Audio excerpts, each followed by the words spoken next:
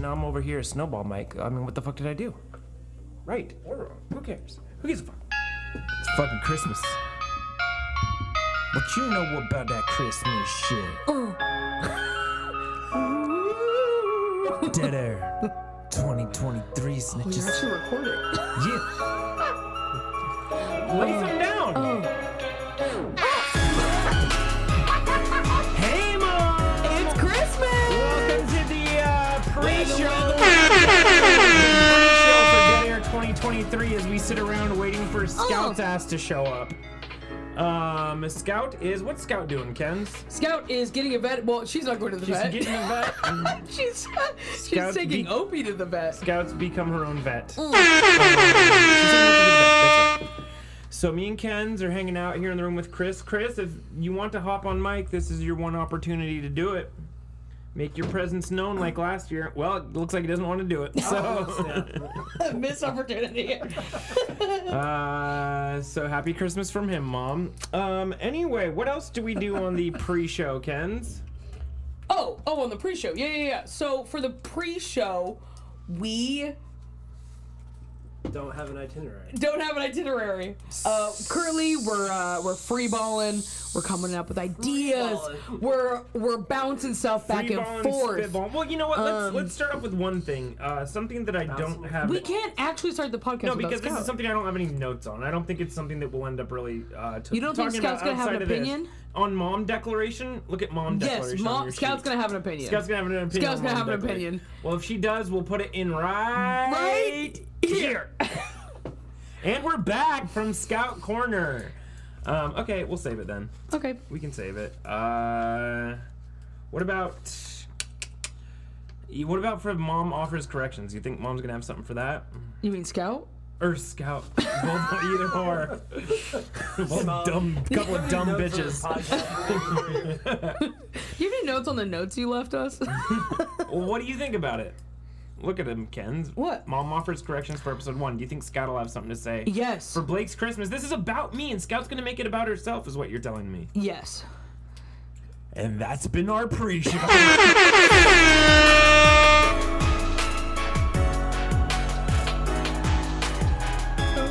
You're recording? We're recording. We're recording.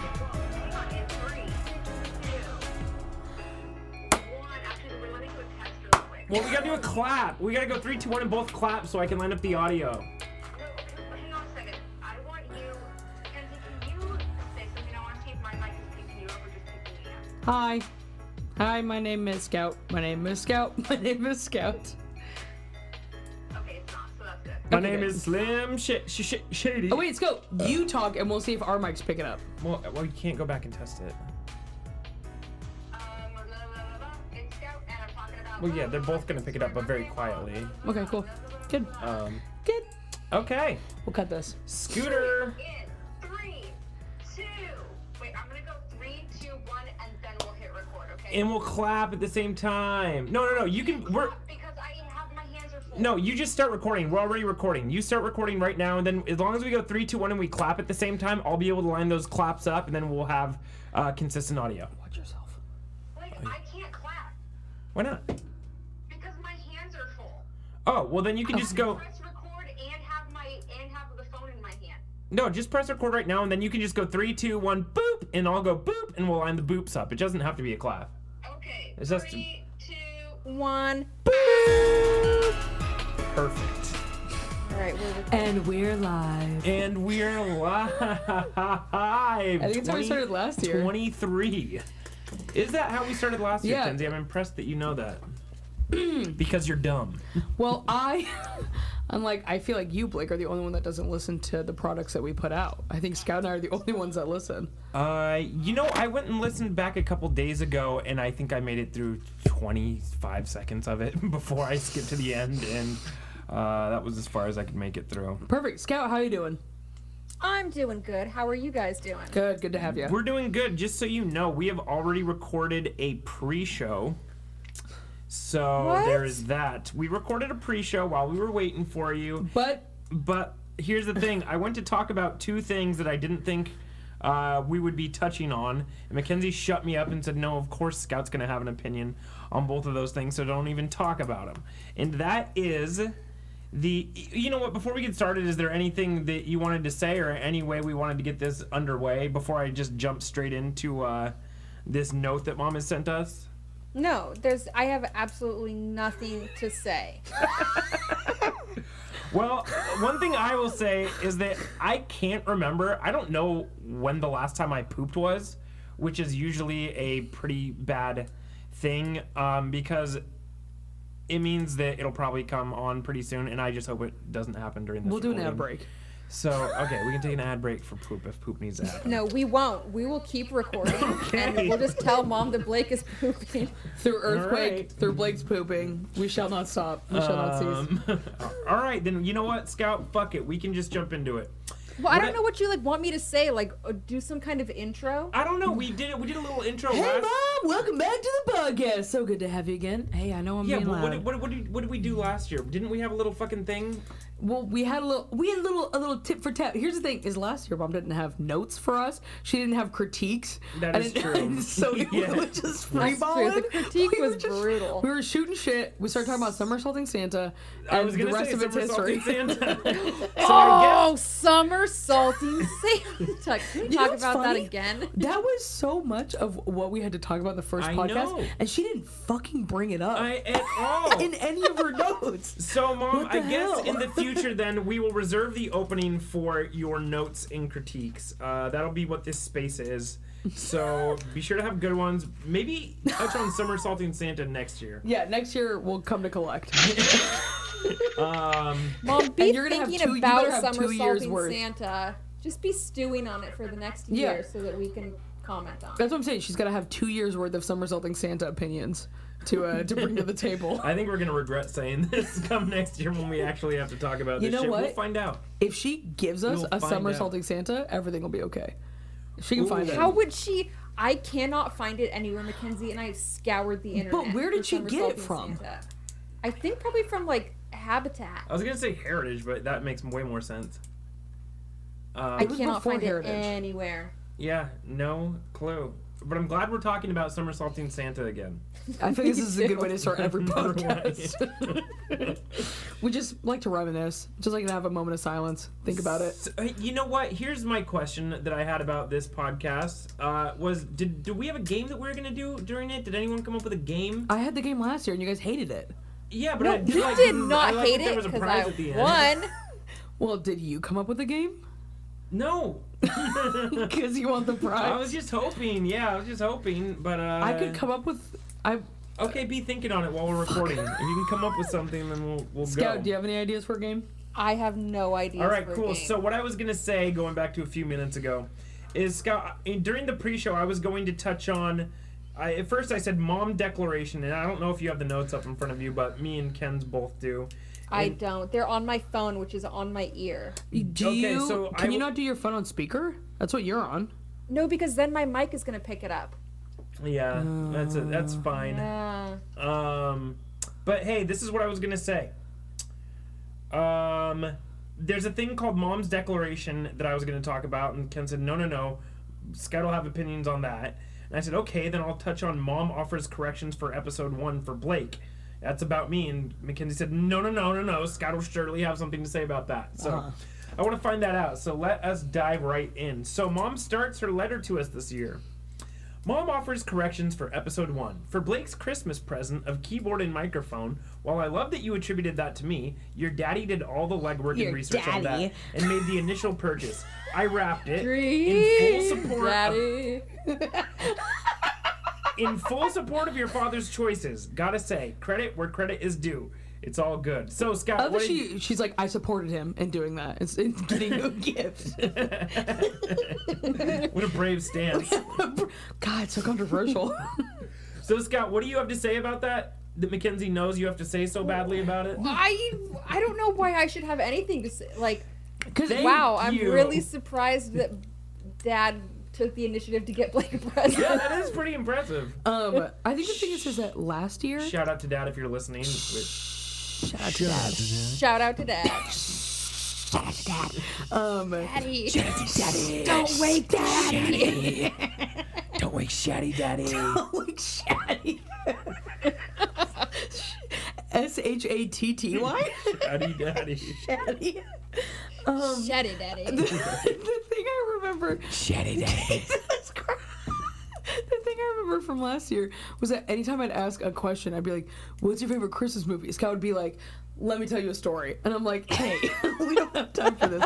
So that's why I was like, "You're like, let's talk about things." I'm like, "Brother." Okay, wait, but here's the thing. Here's my question to you then: is a podcast not for sharing stories?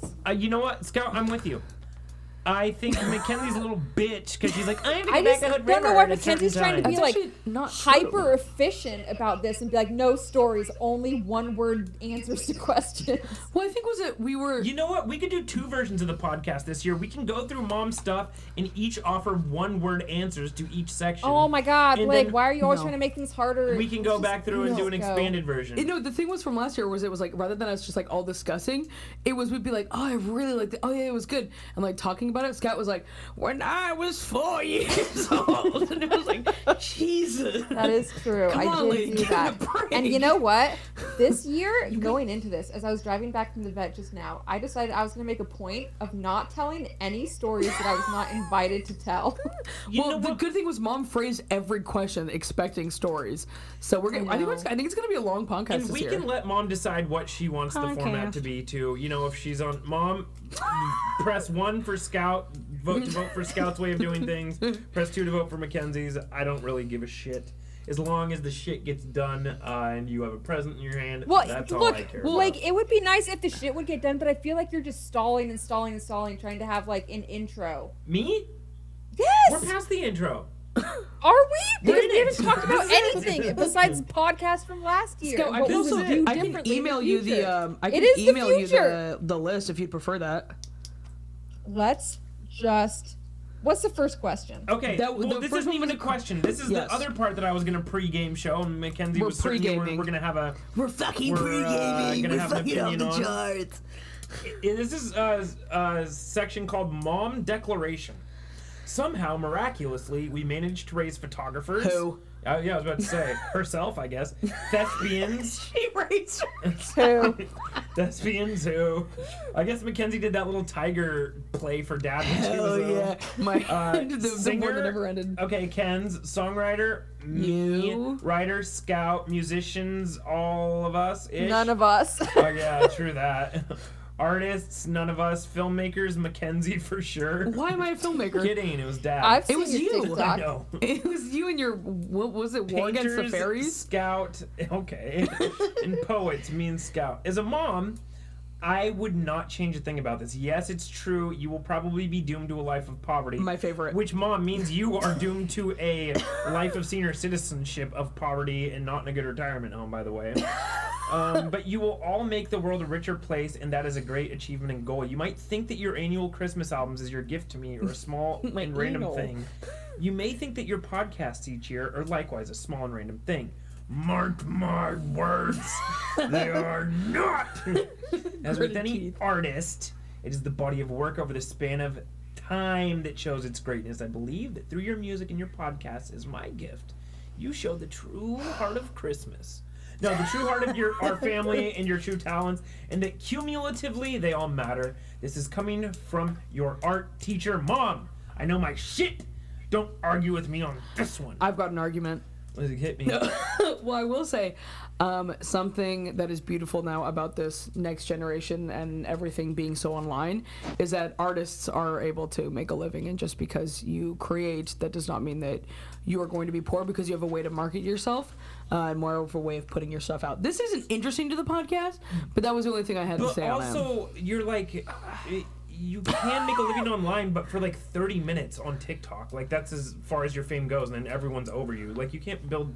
I feel like with online, it's Why would you very- want more than that? Life is few short and anyway. far Just between. say what you've got to say and then go die. Yeah, So true. That's what we're here to do. and that's what you're here to do, Mother. Say what we're All gonna right, say, good intro, dog. guys. We've introed it. We gotta say what we Let's gotta go say. to the Okay, first We're question, we have which been is rolling really for rough. 11 minutes now, and so far all we've done is read Mom's words back to her. She needs to know. Maybe she forgot him. Scott, She's do you not have it pulled up that on your old end? By yet. the way, Mom should get you in the She just Christmas. said she doesn't have it pulled up on her end. I asked her if she wanted me to email it to her. Oh, I thought you did email it to her. No, Oh. Scout didn't want me to email it to Lord her. Louise. By the Lord way, Louise. Mom, Scout, everyone else should know. So you can get in the Christmas spirit with us. We're sipping eggnog right now. Wait. Let So me take some. Oh, Cheers. So if you want to join us in the Christmas spirit, suck down a ripe glass of eggnog alongside us. Now, Mackenzie, once you swallow that fucking creamy load, you can read question 1 to us. Oh my god. It's not even 12 minutes into the podcast and we have to edit something out. sorry, that sip. I don't know why that took me out so much. Disgusting. That was really funny. So Kenzie, Yep. if you want to read question 1, we can get into it. Sure.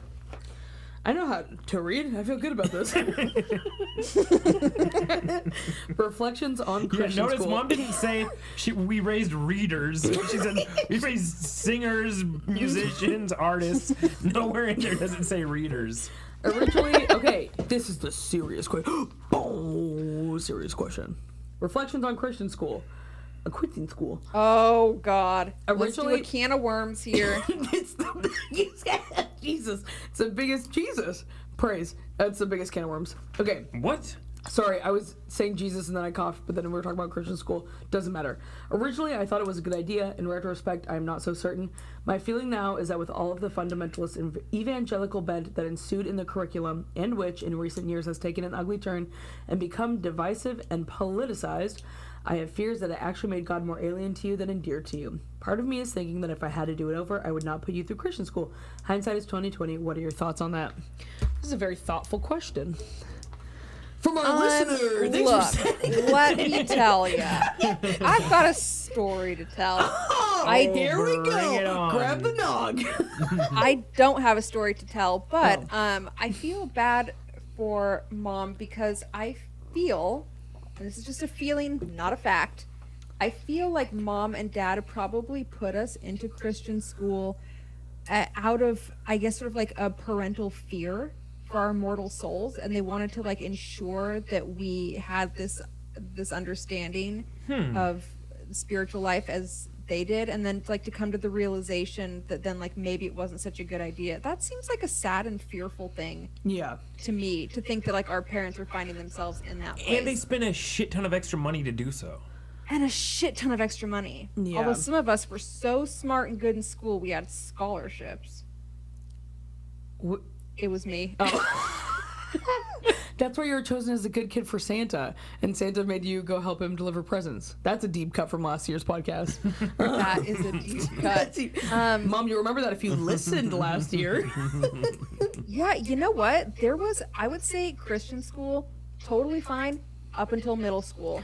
Why? And then once, I think being a girl in middle school and Christian school was really problematic because we got all of Yeah. like the purity talks and stuff, and that became like really damaging. And then Mr. Yeah. Muir setting us up with this weird exercise to like defend Christianity like our life depended on it in Yeah, the debates. I don't think the intention was misguided. I do think the way that, you know, obviously not Mom or anything, but the leaders within the specific system that we were put into, I think that's what was problematic. You know, kind of just the way they, especially just in that day and age and where we were, geo and politically, like it was just a very,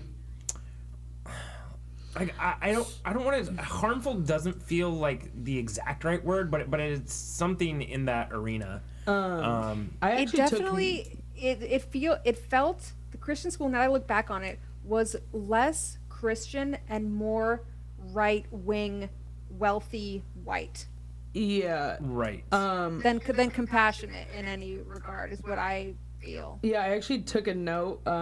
This was actually the only question I wrote notes on. And I feel like it says rather than being rooted in love, it was more of like a holier than thou and a thing to like strive for, that even though I was a believer, it still like wasn't enough. Where it was like I still needed to like, felt like you still need to do more. and it was very much like Interesting. I felt more that way about camp. I actually got that same realization at TCBC. It was like I couldn't be sad, couldn't struggle. I was lesser than everyone else.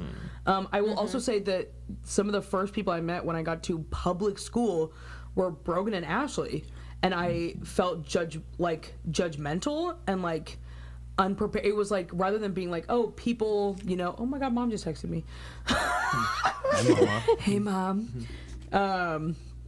It was like, rather than being like, you know, oh, people are gay, you know, love everybody, get over it. It was like, these people are sinners and we're better than them and they live a life of sin. And it was just like, that was what it felt like, because it was so untalked about at the Christian school that it made you feel like they were like, you know, right. And it can't you couldn't talk to them. Yeah, and like leaving, like it takes some time to unteach yourself that. Yeah. Like, and to everything was unsubscribe from that mentality. Really like rooted in fear, and I think that's something that like has been hard to like try and unlearn. Where it's like everything had like the consequence of hell and the consequence classic of fire and brimstone. like death, and it was like it made it seem like any sin was gonna send you there if you didn't repent. I spent a lot of that time in fear. Yeah, but I mean that being said, in this part where mom talks about, part of me is thinking that if I had to do it over again, I would not put you through Christian school. What are your thoughts on that? And it's kind of like I wonder the same thing though about like, what if we just like, you know, you can always wonder what ifs. Like what if you never put us through? I wonder what it would have been like if we would have stayed in the valley and I would have went to Barlow for school. And I wonder like just what a different person I would be. And you know, I obviously wouldn't be who I am today without Sunrise or a lot of this stuff. So I don't think there's any harm, or I do think there is harm in asking what if and wondering about that. You know, I think it's just fine to let it be. It happened, and can't ruminate on it. You know, at the time I guess I didn't realize if it was hurting me or not at the time. Now that I look back, I can see that there were definitely parts that were somewhat damaging, but at the time I wasn't like there hating it or anything like that. No, you weren't being traumatized actively. It was more passive traumatization. Yeah. That's a good way to put it. But it was definitely like, there were some good things about it. I really liked, I mean, as much as we gave Mrs. Davis shit for Latin is still like a cool thing. Music appreciation was dope. Got over public speaking because of historical impersonations. We'll talk about this in the next question. I didn't have any bullies in elementary school. I have an anecdote about private school before we move on. Just saying. Yeah, definitely. But for right now, shut the fuck up. I had a graduating class of 2, so it's hard to bully someone when that person is just the only other person you're around. So it was like not a big deal. But yeah, so it's hard because it's like, there were some good things. Was that Jake Richardson? No, it was Jake Jepson. Or Jake Jepson. Yeah, he's a fucking cop now. Yeah. Fucking douchebag. Yeah, anyway. Cool. Anyway, so I definitely have some beef with the way that they taught us, rather than being like, I mean, there's that, it's now kind of like an infamous quote that there's no hate like Christian love, because that's just kind of what it felt like. Anyway, Scout, what do you have to say? I just have this weird memory from being in 4th grade in Miss Phillipson's class that I think really speaks to like the weird bubble. Wait, what? That speaks to the weird bubble that was the private school. But when we were doing reports on 50 states, we had to each pick a state. I remember Miss P had us like line up and come up to her, and we would tell her what state we had chosen, and she would tell us whether or not the governor was evil or bad or good based on whether they were a Democrat or a Republican. What? She'd be like, evil, good, evil, good. Isn't that bizarre that like she did that in a professional school setting? That is so insane. wild. That seems like something more that would happen these days than back then. As weird as that is to say, like just with the like radicalized right these days. That is crazy. That is wild though. Well, it's also, I know, and I remember like feeling bad because I had chosen Rhode Island, and I believe that they had like a Democratic majority or whatever there, and she was like, your state's bad, and I was like, oh man, I picked a bad one. Whoa, that is nutter butter. Yeah, actually, Mom, never mind, fuck what I said, take us out. If you had to go back and do it over again, yank us out of that bitch. I will also say, now this gets into like beliefs a little bit, but Chris and I were watching Life on Planet or something, Life on Our Planet, and it's like it does a deep dive into like dinosaurs and what the Earth used to be like and stuff. And it was wild watching it with Chris because I was like, I don't know any of this because I grew up in a Christian school. And it was all very much like, this is not what happened, even though we can scientifically prove it. And so it was weird watching with Chris and being like, I am learning all of this truly for the first time.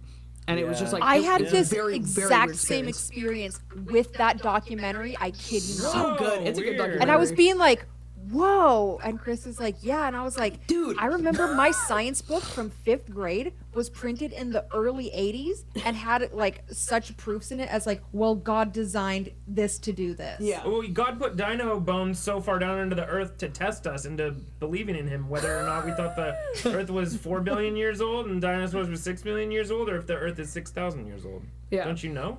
I mean, I don't want to get into beliefs, but I will say it was weird being like, oh my gosh, the time when I was supposed to learn about like this and about the history of our Earth, I didn't learn any of it. Boy howdy, could I used to be able to name every single country and all of its capitals, but I could not tell you anything about a dinosaur. And states, yeah. Yeah. And books of the Bible. I know all the books of the Bible in order, but I do not know anything. Deuteronomy. Oh, I will say there was this dope moment in high school. I was in astronomy class, and she was like, name the Greek alphabet. And I was like, motherfucker. I was like, alphabet, gamma, delta, epsilon, zeta, from Latin? Yeah. And I was like, oh yeah, Christian school coming in clutch. Superstar. Superstar. All right, so speaking of superstars, Wait, who Scott, were do you have those any other anecdotes? superstars who bullied? No. Who bullied? Me, I bullied. I do have bullies to talk about. Oh, yeah, I'll go. We know who the bully is. Well, how do we want to start Blake. this? You want to? I can get mine out of the way real quick because Oh. it's easy. Well, I can go Yeah. first. Okay, I didn't go. have any bullies. Okay. I only had 2 people that I hated in high school And that were kind of bullies, but that's it. I didn't have any other bullies. say boys or bullies? Bullies. Who were they? Oh yeah, let's name drop. Yeah, Can you name them. Name and these bitches. beep? I'm gonna know them. They were just 2 douchebags who went to my high school. Name them. One of them I found out. Oh my god. Name I didn't think I was check gonna 'em. have a story, but one of them's name is Blake. Oh. And his last name is Meanie. Isn't that funny? Yeah. The Meanie is a meanie. Yeah, that kid. Yeah. Lindsay McNulty posted that was like, my kid was watching a lullaby and there was an ad and it was this kid I went to high school with and he was in it and I was like, what? And it was fucking Blake Meanie for Dixie's Clothing and Sisters. Weird. And I was like, ugh. Anyway, I hated them just because they were rich kid douchebags that just like, I'd have friends that would come to like school and stuff like that in like weird fashion or like fun makeup and stuff, and they would like take secret photos and just like super just like That's rude. just being like, yeah, just being a dick. But it wasn't anything like actively towards me. It was like, oh, you are a piece of shit. You Yeah, think I'm a just a loser. garbage Yeah. individual. One time it made me feel a lot better though. My car was parked next to Blake Meanie's family's Jeep, and he was in there getting absolutely destroyed by his mother. She was just like yelling at him and screaming at him for he like crashed the Jeep into another car and like left his wallet at home. Anyway, he's like, I'm sorry. And she's like, if I ever, and I was like, Yeah, but that felt pretty cathartic. it felt good. Anyway, I didn't have any felt bullies, good. but your turn. You hated people. So me, bullies. I'm just a fucking hater. I'll start with this. The only time I ever got physically bullied was by Whoa. Austin Mitchell and his little pack of John Rioch and the likes. And they... Is that the kidney punch? We were... No. That was in high school. That was Kyle Rude. But he wasn't really a bully. He was kind of like more like an Emery like friend/bully, which I'll also get into. I was like... Anyway, I thought but this Emery was in middle school. This was when we were at Sunrise. I was out on the... in the little kickball, baseball, softball field afterwards, and it had snowed. There were a couple feet of snow on the ground, and I was out there with a couple of... But you were only 3 feet and tall. I was out there with a couple of friends, and this must have been at like 6th or 7th grade, and then Austin Mitchell and Francis had transferred to the public school at that point, and they had come over from the middle school or whatever, and then they like challenged us to a snowball fight, and it turned physical very quick, and I remember Austin Mitchell like pulling my hair and whitewashing me in a snowbank and calling me a piece of shit, and I just remember repeating like, Jesus loves you, Jesus loves you. I was like trying to like do one of those like kill him with kindness like whole things, like Jesus loves you, Jesus. And then yeah, he was just like just a giant asshole to me. And then of course Emery, who's done more psychological damage to me than anyone probably on planet Earth. Really? You know, yeah, friend / bully. Like, I mean, they're for the past like ever since I've been sober and really been dreaming again.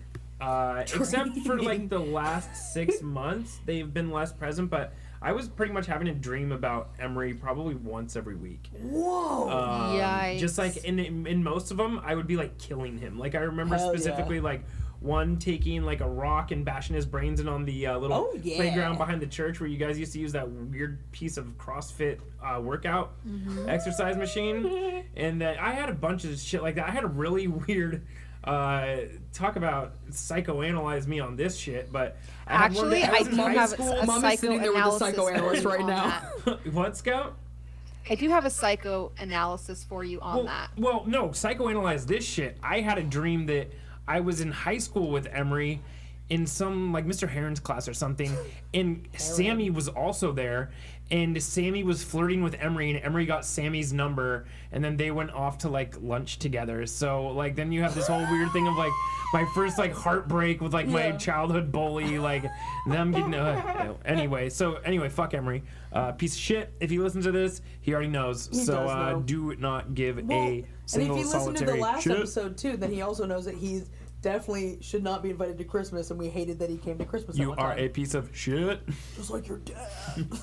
But Jesus loves you. Jesus loves you. Jesus loves you. Yeah, Scout, were you gonna psychoanalyze me? No, I was just saying, I read, because I have really vivid dreams all the time. I dream that I'm going to Sisters High School like once a week. I have a dream that I'm like lost in Sisters High School. Yeah, I had 2 these past months. But That's funny. when you dream about killing someone, it's not that you want to kill them.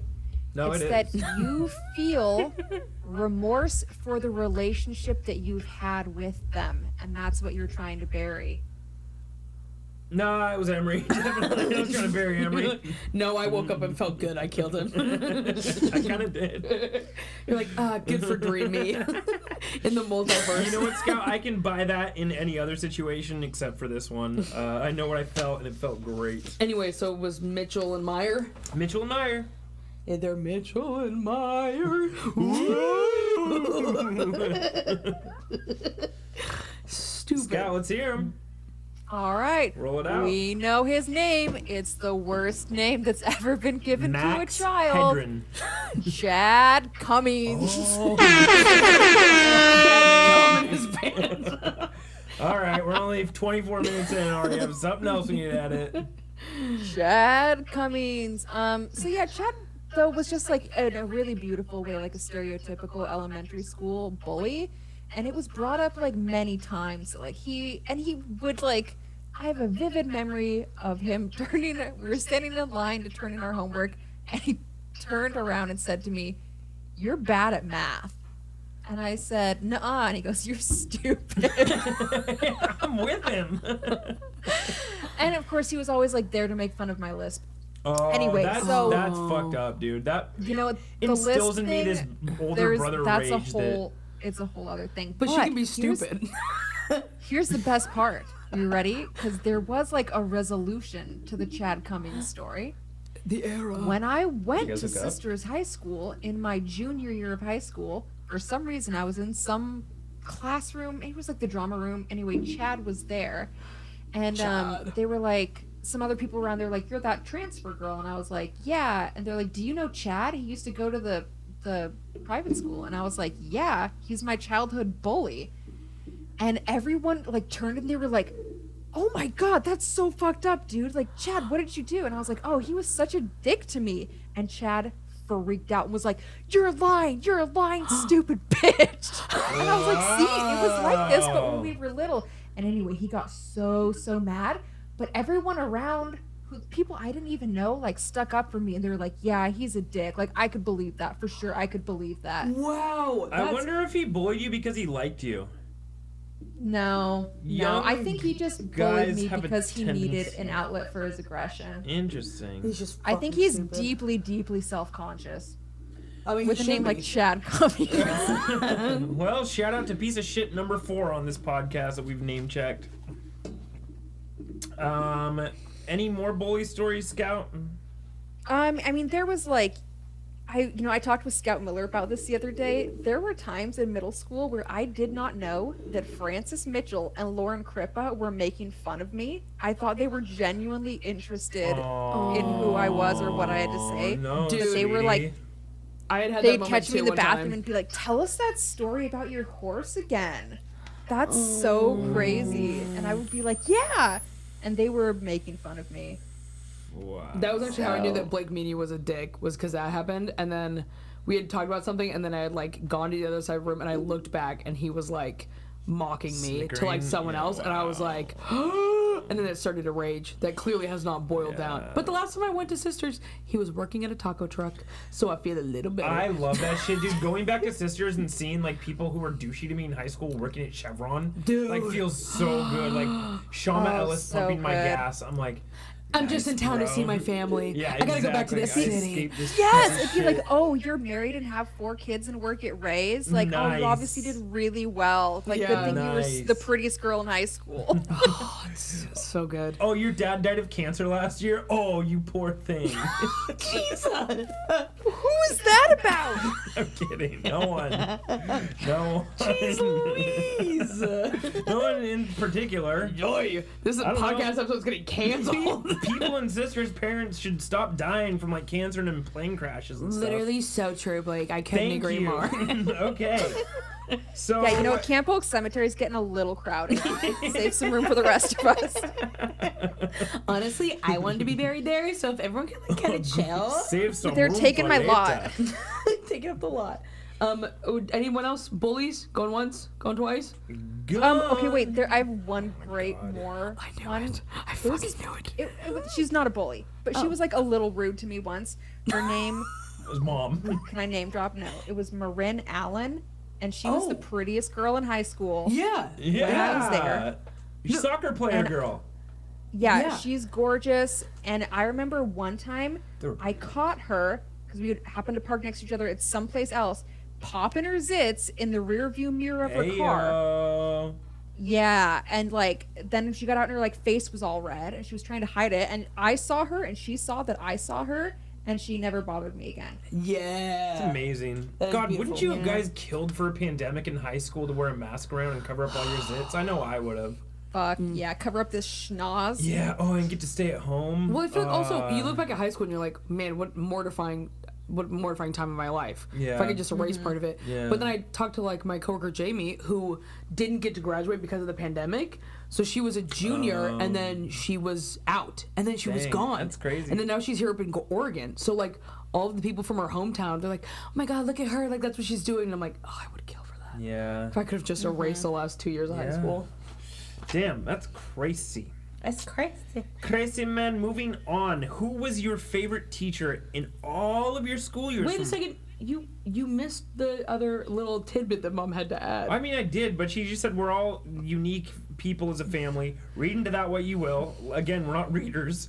Whether it means we are silly, whether it means we are nerdy, or whether it means we are just in general annoying pain in the ass to those around us. I know that you all dealt with bullies. Do you I have didn't. anything you would like to share about Why that? does Mom think I got bullied? Look at yourself. No, Mom is I know talking you to all me and Blake don't. about you, Mackenzie, because you bullied us.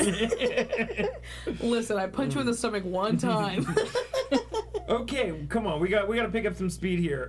Favorite teacher in all your school years from preschool clear up through college. Why were they your favorite teacher? And did you ever tell that to them? Or would you consider letting them know at this later date? What's the later date? I need the deadline. Now. She said the later date. What It is says this? this later date. Oh, this is it? I have This to is tell it. them now? When mom's have gonna to- take this podcast and post it on all their Facebook walls. I have to seek them out.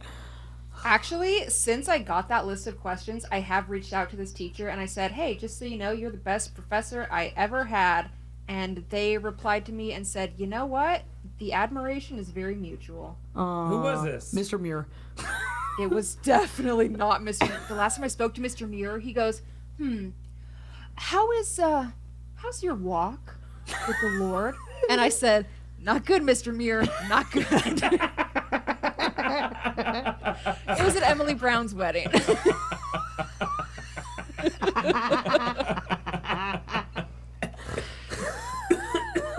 Scout, I want to know what teacher this is because I feel like we might have the same answer. I don't know. It's definitely not because Okay. it was in College. college. His name is She said Wally, professor. Dr. Wally. Yeah.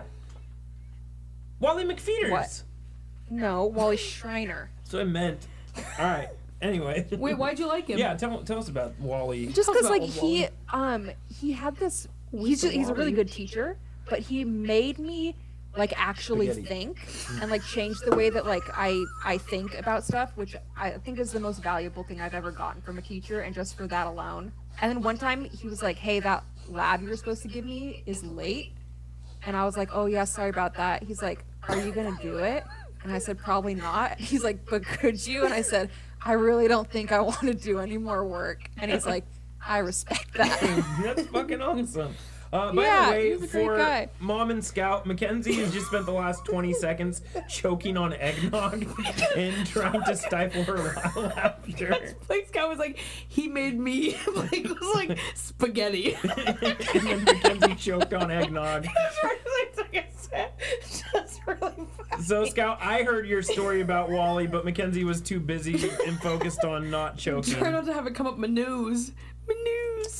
But so that's cool that they reached back out to you. And so, yes, Mom, your question is, do we want to let them know at a later date? Scout has done it.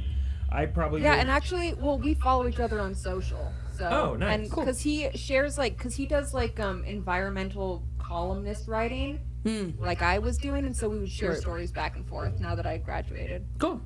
Sick. Yeah. Love that. Slay. Wait, was that at Mount Hood? Slay, Oh, okay, cool. Wally, slay. Badass. For me, I'm gonna go. I was about to Well, I was ask. gonna say Mr. McDonald, but I only had him for one term in high school. But he really took a shine to me. He was an English teacher. He was really cool. He thought I was clever and creative. Blah blah blah blah blah. McDonald. What the fuck? What's his name? Mr. McDonald. McDonald? McDonald's. Ronald McDonald, the clown. was your Mr. favorite McDonald. teacher? There's only one term that I spent in a McDonald's. Blake would leave every third period to his He really took a McDonald's. shine to me. Mr. McDonald's. He really took a shine to me. He was coming up behind you with the fryer, being like, "Good job, Blake."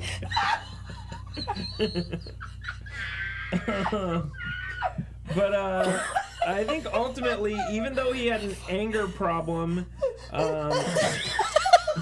He was coming up behind you with the fryer, going, being like, "This is terrible. Get it together, Blake." no, I'm moving on to my answer. Even though he had an anger problem, Scout, I'm sure you can guess what I'm about to say. All right, let's keep our eggnog down. Mr. Price, I would say. Isn't he the one that Oh, chairs and Like I said, he had an anger Price, problem. the angry door slamming, scone throwing Mr. yes, Price. Yes. Also, dude, he was like, I just looked him up on Facebook. He's like 6 years older than me, which is just so weird. Like, now, like, they're your back then they're your teacher, but now you could like be peers and friends or even like Yeah. colleagues. So anyways, Yeah. that's weird. Huh? Here's the problem with Mr. Price. Here's Oh, I why mean, he he's would very have been a better problematic, teacher, don't get but me he's wrong. not. Huh? He stole a short story that I wrote and told me he was going to do it and turn What? it in his writing class. What? Yeah, Wait, I wrote wait. a really good short story, and he said, "This is really great. Can I use this in my writing class?" And because I didn't know that I could say no to an adult, I said, "Yes, you can have it." That's on you. Well, I guess came from no, a Christian because the school where power you don't structure tell there no is- people. Yeah, That's pretty crazy. yeah, that's wild. Yeah, that's a hot take there. I don't know how I Yeah. feel about that. Well, I mean, congratulations on your shit. Congratulations on that. You said he won a prize for it? No. Oh, No. well, good. He Fuck just him. I maybe got a bad grade for it. I don't know. Kins, what about you? My favorite teacher. Yeah. Well, it's funny because there was a Mr. Johnson. Oh my God, no! He has adult braces. Hilarious. Sorry. Hey, which Mr. Johnson are we talking about? I'm talking Right. about Patty Johnson's husband. huh? I'm talking about my choir teacher. No, I'm talking about Mr. Johnson, the logic teacher. Mr. Johnson, who was always eating a banana. The Bible, yes, Mr. Banana Eating Johnson. The Bible teacher, the Banana logic Eating teacher. Johnson. That guy was wild. It was funny. We also had a teacher that Johnson. was young. She was the art teacher. Her name was Mrs. Gunnarsson. She was dope. She was also like right out of college, so like in her mid-20s for sure. And yeah, I was friends. This was your favorite teacher? She was kind of my favorite teacher because I was friends with Mikey, and I ran in that circle, and they were all very good at art. So she thought I was good at art. So I got to go do things. I was like, I'm gonna paint outside today, and she's like, okay. And I was like, I don't want to do that type of ring. I want to do something different. And she's like, okay. And she just gave me freedom. But I would actually say Mrs. Strong was my favorite. She was only there for a year. She taught my sophomore English. She was really cool. She really encouraged us creatively. And she very much like, that was the time when everyone was calling everything gay. Like, that book's gay. And she would like make people like write papers about why that wasn't okay to say. It was very much like she took a strong stance. Very progressive. Yeah. Especially in like Sisters. Yeah, that's what I mean. So she was really cool. Had really fun like getting us involved sort of things, and really wanted us to do things creatively rather than just like read a book and write a paper. Mrs. Strong, eh? And then I ended up my senior year. She ended up going and teaching at the middle school, and at that time I didn't know what I wanted to do, so I went and became her teacher aide. For a class at the middle school. Cool. So, anyway. You know, as long as we're here on the topic of teachers, I want to shout out Mr. Lever. Who the hell's that? He was a teacher that I had at the beginning of 6th grade, and he truly lived up to his name. He was there for, I think, right before September 11th happened. He was there for like 2.5, 3 weeks. Maybe he was with us through September 11th. And he just couldn't handle me and Emery and Andrew, and so Mr. Lever truly became Mr. Lever when he left. What did he lever? He levered after 3 weeks. Oh, I will say one of my handle favorite us. classes in high school was math with Mr. Ray. Oh, I so love deep. math We all with share Ray. mutual admiration Dude, for that. it was Get him funny. off on any tangent, UFOs, whatever. Dude, I would sit. It was funny too because I remember this one time I like kind of got in trouble. Everyone was on their phones, of course, because Mr. Ray is chatting and he doesn't stop anybody. I was on the back. I was playing a Game Boy. I was on a Game Boy Color. It's bright green. And he pointed me out and he said, "Get off your phone." And everyone looked back at me, and it's clearly a Game Boy. It's like got the game sticking out. And I just like kind of looked around and I was like, what? I also remember at the back of that class when we would do tests and stuff, it was like a row of us girls, and Snapchat was starting to become a thing. So we would Snapchat answers to each other like back and forth. One girl had brought in a water bottle full of vodka. It was like crazy. You could pull that shit in O'Neill's class. No, hell no. But Mr. Ray was like, anything goes. Is like his eyes glazed over, and he was just like, whatever they do, they do. I love it. Yeah, I love it too. My absolute favorite. Yeah, he was. Anytime I would switch out of But O'Neill's only class. because I could take advantage of him. I mean, Yeah. that's not a good reason to like a teacher. But it was also towards the end they started doing all tests, started counting for majority of work, so you didn't really have to do homework. So it ended up working out great for me, and that was when I started doing really well. That's why I really liked Ray's class. Oh, right. Can I wait? So next term, I got to take Ray's class, but then the next term I had TP, Oh God. and I remember TP one time lost her temper and was yelling at us for some reason, probably for talking. And then do you know what she said? She said, "I'm sorry, I'm yelling at you. You'll have to excuse me. I'm Irish." That was so cute. That's so Amen. funny. Wow, that's so great. Wild. I remember I took O'Neill's class once, and he was like, "Oh, you're the last of the heirs," and I was like, "Yeah." He's like, "I remember your brother Blake." My bad. And I was like, "Yeah." He was like, "I remember one time you started crying before a test." Oh, yeah. And so he went up and he was like, "Are you okay?" And you're like, "No." He's like, "Are you crying to get out of the test?" And you're like, "Yeah." I was like, "Oh, cool. Hey. I'm going to transfer out of this class." Yeah, okay, guys, that was my bad. I get it. But hey, Chip Chop Chip, we have spent 45 minutes. We've made it through one page. I still have a page and a half. Hey, sorry that we like chatting, of Blake. notes. I forgive Mom you. is gonna turn this on and spend a whole evening listening to it. She's gonna love it. And she's gonna have her Greek countryside in the background or whatever she does. Yes. Mom's got her 24-hour Sicily. chilling. No, what is it called? In an autumn cafe. Okay, well, speaking of autumn cafes, of all our houses that we lived in the orchard at Grandpa's farm, at the house in the woods, in the Caillou's house, is one of these a favorite, and why? If you can't pick a favorite, then describe what endeared each of these places to you. I will say, number one, I dream about the Caillou's house probably once every 2 weeks Same. or so. I was just thinking about the Caillou's house. Number two, I do want to add something on the end of this question to tag on to Mom's. Oh, Mom if didn't you add it, had to though. choose one to live in right now in this day and age, which one and why? Like, if you could live in the house in the woods right now when it's former glory, like when we lived there, but it was like that today, would you live out in Oregon City, like today, like all the way out there in the country? I also want to know that if you had to choose. I one of picked the those places to roundhouse in live. Tollgate. Yo, place is probably worth a grip. All right, so of all the houses that we lived in, which of these is a favorite and why? Who wants to start? I can start for sure. Dead silence. I hated all of them. I would probably say the house in the woods was my favorite. I mean, I don't remember much about the orchard, even though it seemed like a cool little trailer house. I remember enough about the house in the woods because I was just like gaining cognizance of like my life and like consciousness and like forming memories at that time. And so it was just a really cool place to form memories. I think it might be part of the reason why I loved the woods so much, like throughout all my growing up, was just because I was raised in this forest and it felt secluded. It felt like it was always full of adventure because we would, scurry around with Calhoun kids out there. And there was that on all badass fours. tree fort that Dad built and the zip line. So it was just like a place that held so much like wonder Childlike and intrigue, joy. for me.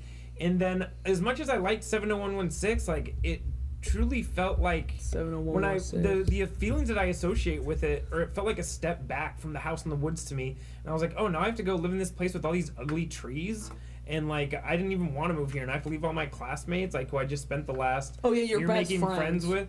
Yeah, CJ Head and JD Baxter and Taylor. And what are they up to now? Buggy, what's his name? Exactly. Yeah, Taylor Buggy, what's his name? So anyway, that's why I think I vote for House in the Woods. Oh, you but I wouldn't vote? expect, Are we time traveling? Yeah. But I wouldn't expect either of you to vote for House in the Woods because Kenzie, you were barely even, your brain wasn't even functioning. That's why I like it. Just kidding. But I don't know. Scout, what do you think? Oh yeah, no, go to Scout. I Fuck am. me. Okay, well, I mean, as much as I love the house in the woods and its sort of like idyllic nature, I feel like it also like my memories were mortally wounded with what happened to it after we left. I know, that is true. And like I spent the majority of my, I feel like, formative years in the Caillou's house, and I still dream about the Caillou's house all the time and very much feel like that empty hole of the Caillou's house, you know? Like I need to be back there. That being said, I would not want to live in the Caillou's house today because I don't like Grandpa's addition on there. I was so pissed off when we built that. I'm saying you can take it back in its former glory, like the day we moved into it, or the day we came back after the fire happened. When you had your like, dump tree house? You could move, you could move into it there. Yeah. Just like the house in the woods, I could move into it, and it's, it has the tree house in the back, and all the woods are but still you know up. what, Yes, though? go, good The thing question. is Do you that, want your room pre-fire or after fire? After fire, pre-grandpa. But you know what, though? That lot on Eden Road with, like, the barn and, like, the orchard, like, that's a pretty sweet freaking lot. Yeah, and few if I acres. could buy that lot and live there with, like, the little creek and stuff, I for sure would. Hey, well, in my hypothetical, you don't even have to buy it. You just get to go live there. Even better. I feel like there should be an exchange of Some money monetary between exchange. someone. So- But I dearly miss the Caillou's house. Yeah, me too. My least favorite house, though, for sure was the Buck Run house. Oh, I like that one kind of. They Which had a one? really cool bed. I I remember that fucking big hated it. bed What with the house was that? posts after the roundhouse between. Oh, the one where Dad would go out and shoot him with the underwear? Yeah. Well, he was wearing underwear. Who? He With didn't what? shoot the deer with underwear. Yeah.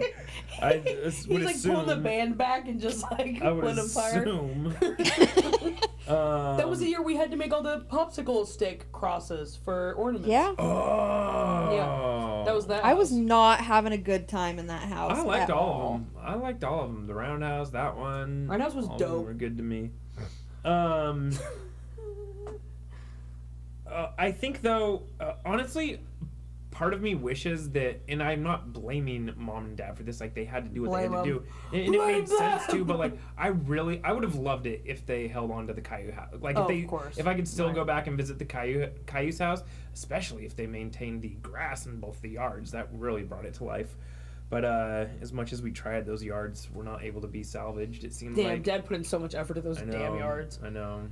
Obviously, mine is definitely Caillou's house. Yeah. Because I remember it was like, even when the neighborhood wasn't quite developed yet, we would go down and play in the dirt piles Man, above the that was canyon. nice. And then we there would was go down into the canyon. Yeah, that and was then cool. on the other side, if you head off the Go other way, there was like Hinkle the woods, and there was like cabin that you and Scout yeah, adventured out in, and it was just like that was dope. there was just like surroundings. so much cool Hinkle stuff Butte, there. you go sled. I Hinkle dream Butte, about those Shotgun woods all Sallies. the time. Like at least once a week, I dream about those woods that are down by the I Caillou's mean, every time I house. think about That's Christmas, I think crazy. about the Caillou's house, obviously, because I think about Oh, a big yeah, window in definitely. the Christmas tree front and center.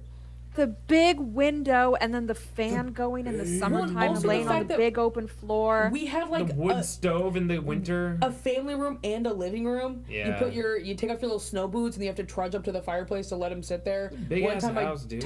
I touched the fucking thing. Remember when Fireplace? Dad used to have a water bed? And I Yeah. tried remembering what his bathroom looked like the other day, and it's like weird being able to pick out the majority of the details, but not being able now to like remember the little details. Oh, I totally can. And then I remember Scott and I me would like too. set up horses and pillows. And did you Just fart? Yes. Oh my gosh, you're You gonna be guys set dubbing the up loudest fart. horses and what? Scott and I would set up like pillows and stuff, and then we would run in a circle because we had that sliding door in between the family room and the kitchen.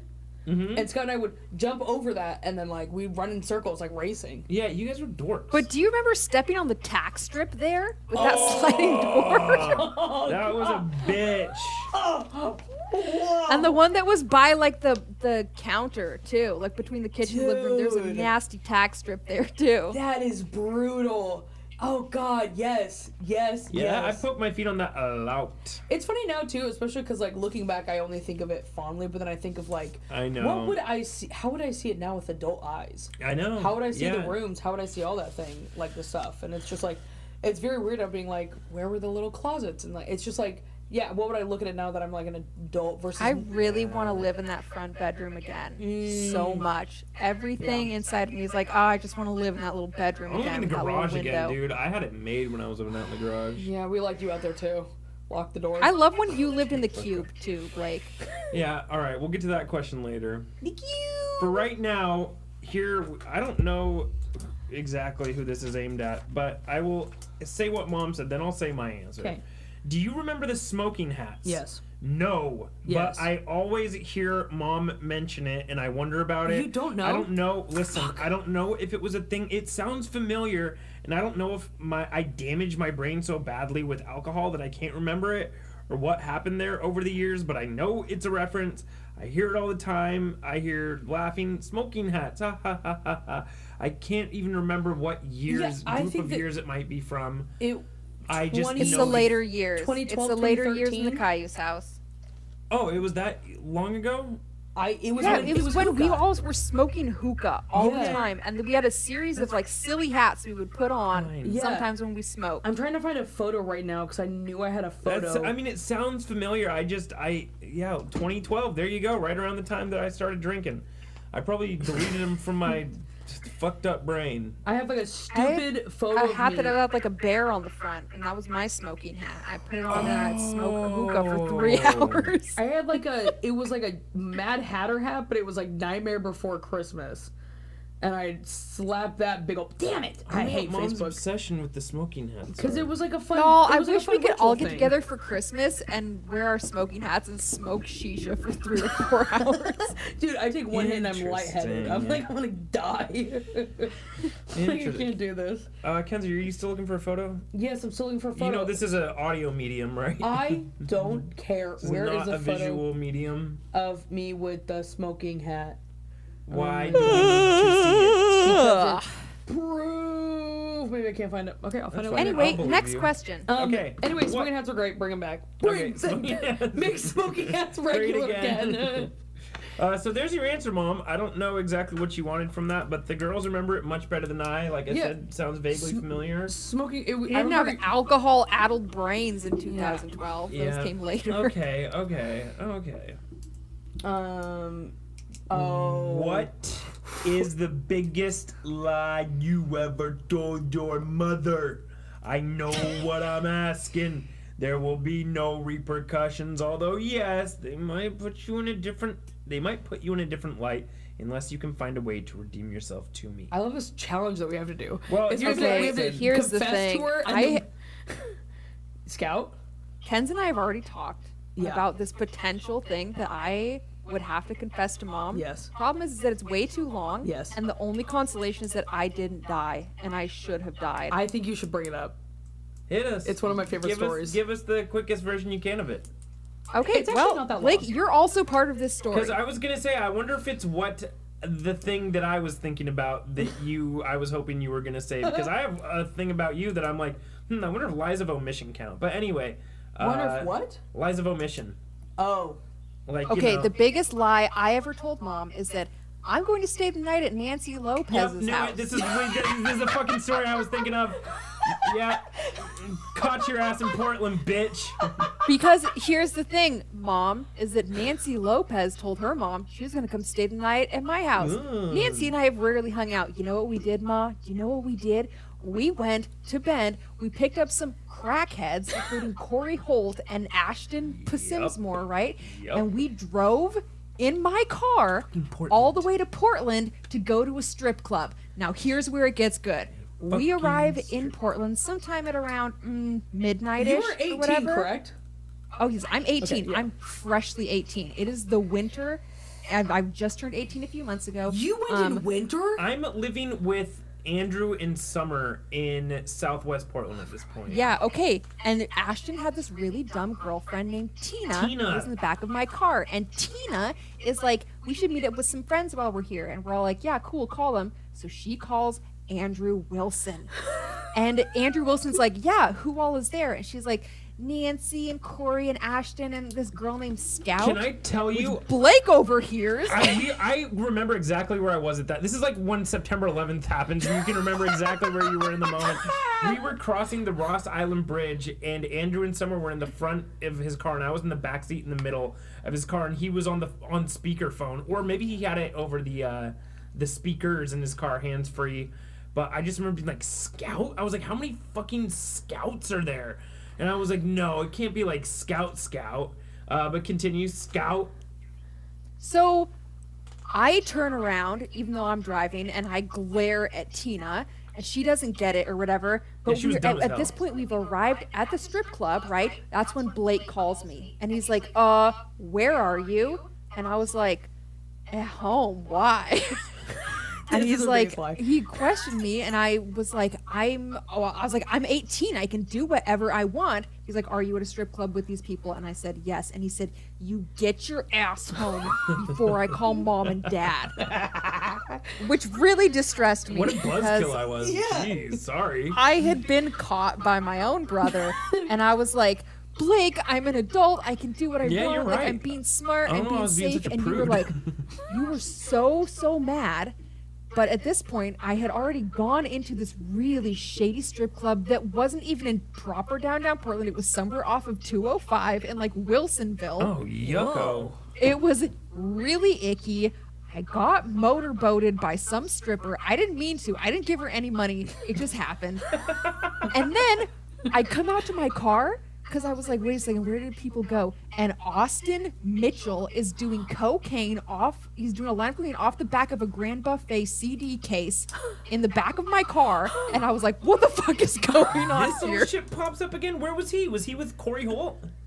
He came up out of nowhere. What? I was like, where are you from? Like, I don't know how he got there, That's but somehow he came insane. and joined our troop. Anyway, it got to a point where in order to continue staying at the strip club, we had to keep taking money out of an ATM. Nancy and I both overdrew our accounts.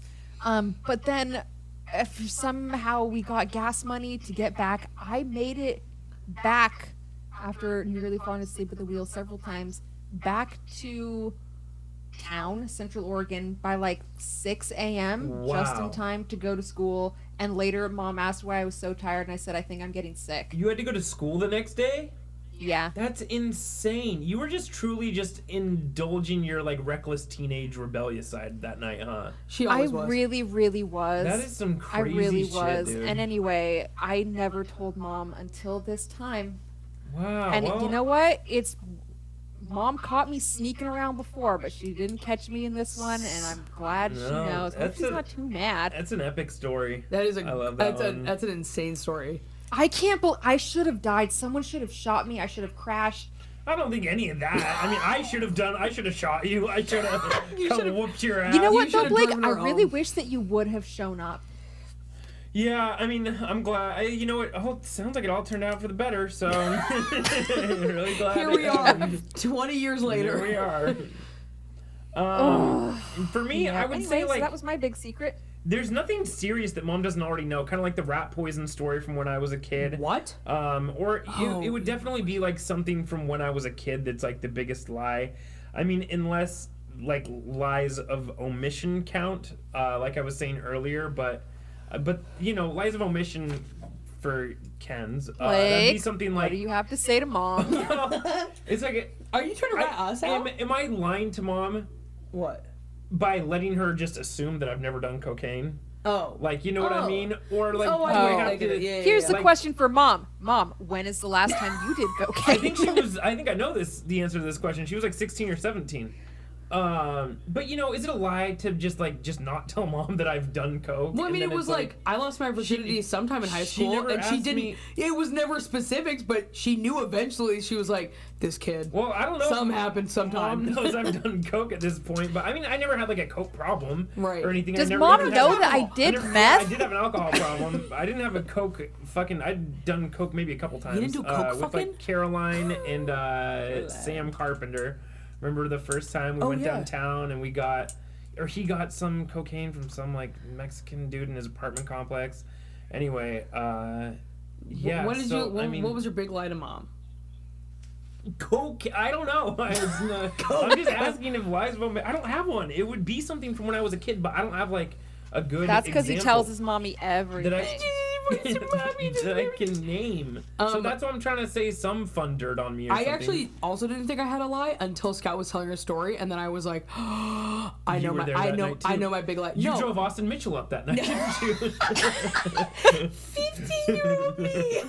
Let's go, Austin. Yeah. Well, I have something to say about one time Mom thought I was lying. It was with some friends, and I was with fucking Zoe Nason and Crystal Gomez, and they'd had liquor, and they didn't want to take it home, and I'd been driving them, and they gave it to me.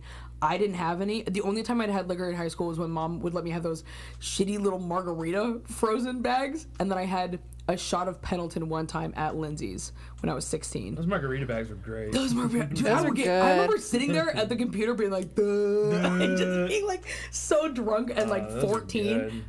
Anyway, but I never had any of that liquor, and I'd put it up in the hookah box for just whenever they were gonna come want it back. I went to Kamoricon, and I came back, and Mom had cleaned my room, and the liquor was gone. And I like didn't say anything because I was like, it's not my liquor, who cares? And then you remember what it was? It was like a cherry, because I told you. See, I remember it being, I thought it was like a whipped cream vodka. Yeah, it was some stupid vodka flavor shit that I was like, Blake, I don't know what to do with this. So and you were like, well, it's not yours, whatever. They said you hold on to it. And then I hit it up, and then Mom confronted me about it months later and was like, you had this. And I was like, it wasn't mine. She didn't believe me. And then I had to get Blake. I remember I had to get you in on it. And I was like, I told Blake about it when they gave it to me. It's not mine, I swear. That's funny. But I just remembered the big lie was when I crashed the fence. It comes out. To be fair, my car did have front steering problems. About that. That was very Okay, legit. but Kenzie, I'm so glad you're saying this now because I am so tired of having to keep also telling this lie for you. Yeah, my car did have steering problems, and I did go over a curb one time because it was just like so difficult. But the reason I crashed the car into a fence was because I was at. I'm gonna give the whole story. She's high as hell. Not on coke, Blake. I was at this friend's house and in fucking Vancouver, and he was like, "Oh, let's smoke a little bit of weed before we go to eat some like shitty diner food at Sherry's." And I was like, "That sounds great." And he was like kind of like a new sort of like friend person or whatever. And so I stupidly was like, yeah, we'll smoke a little bit. That'll be great. The Sherry's was literally like a mile and a half. Like it was so goddamn close. And it was an incredibly strong strain. And I remember I was like pulling out of his neighborhood and I was like going to like take a right and I was like staring to the left to like make sure no cars were coming. And I had just been like, I had realized like, oh, I'm just like staring. Like I am clearly not thinking. And so I was like, okay, I gotta chill out. So I take a right and I come up to a roundabout. And this is when I start panicking because I'm like, oh my gosh, I'm really high. So I start rolling down the window. I start kind of freaking out and I go to get out of the, I get in the roundabout, everything's okay. But I'm like, he's like, are you okay? And I was like, no, I gotta pull over. So I go and I take a right out of the roundabout and I go to pull over and press on the brakes. And I don't press on the brakes, and I press on the gas. On gas, no and brakes, I crash baby. into a fence, and I remember just sitting there and being like, oh my God. It was like a Sunday. There were like not that many people around, and I back up. I almost hit a pole. I was like, I felt like GTA, and I was like in fog. I swerve out. We park somewhere down in the neighborhood, and I'm just like sitting there, and I'm like, oh my gosh, I can't do this. I am so out of my mind. And he's like, what are we gonna do? And I was like, you gotta drive. He did not have his license. He 100% had his permit, and it was like he wasn't 15. He knew how to drive. He was my age. He did know how to drive. Okay. But it was like, and he was like, you gotta call somebody, and he's like, you gotta call your mom.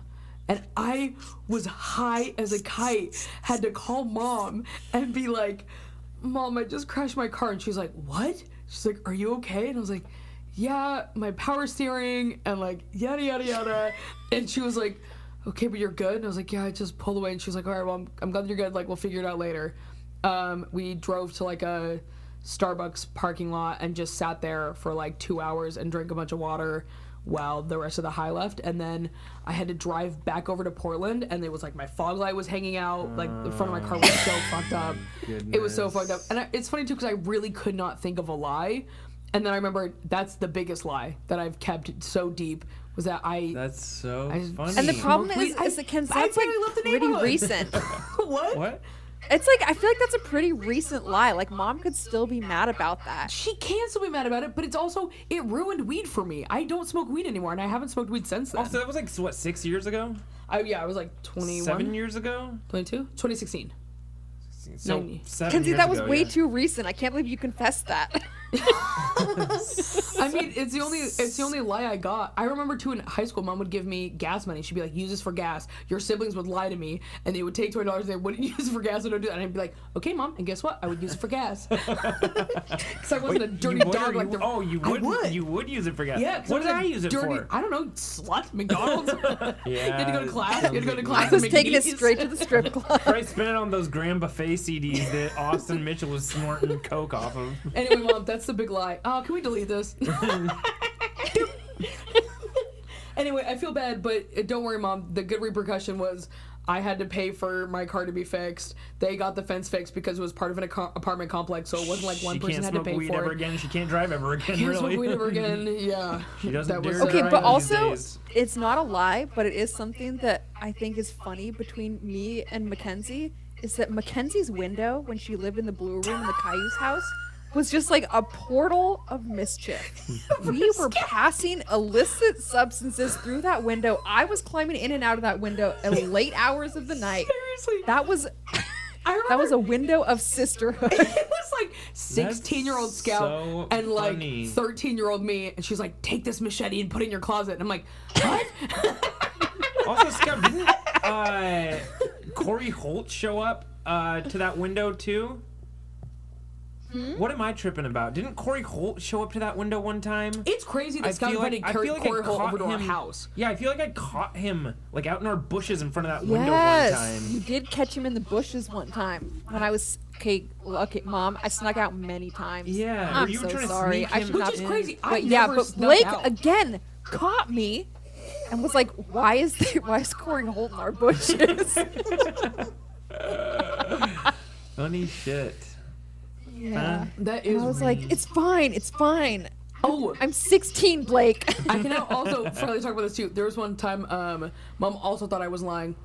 She dropped me off in town, and I went to Jake Schnell's house to do math homework. Get this, we actually were doing math homework, but Mom showed up, and I knew I shouldn't be in a boy's house alone, and I got fucking scared, and I hid, but she knew I was there because she did the like da da da da da, and I was like, that's Mom.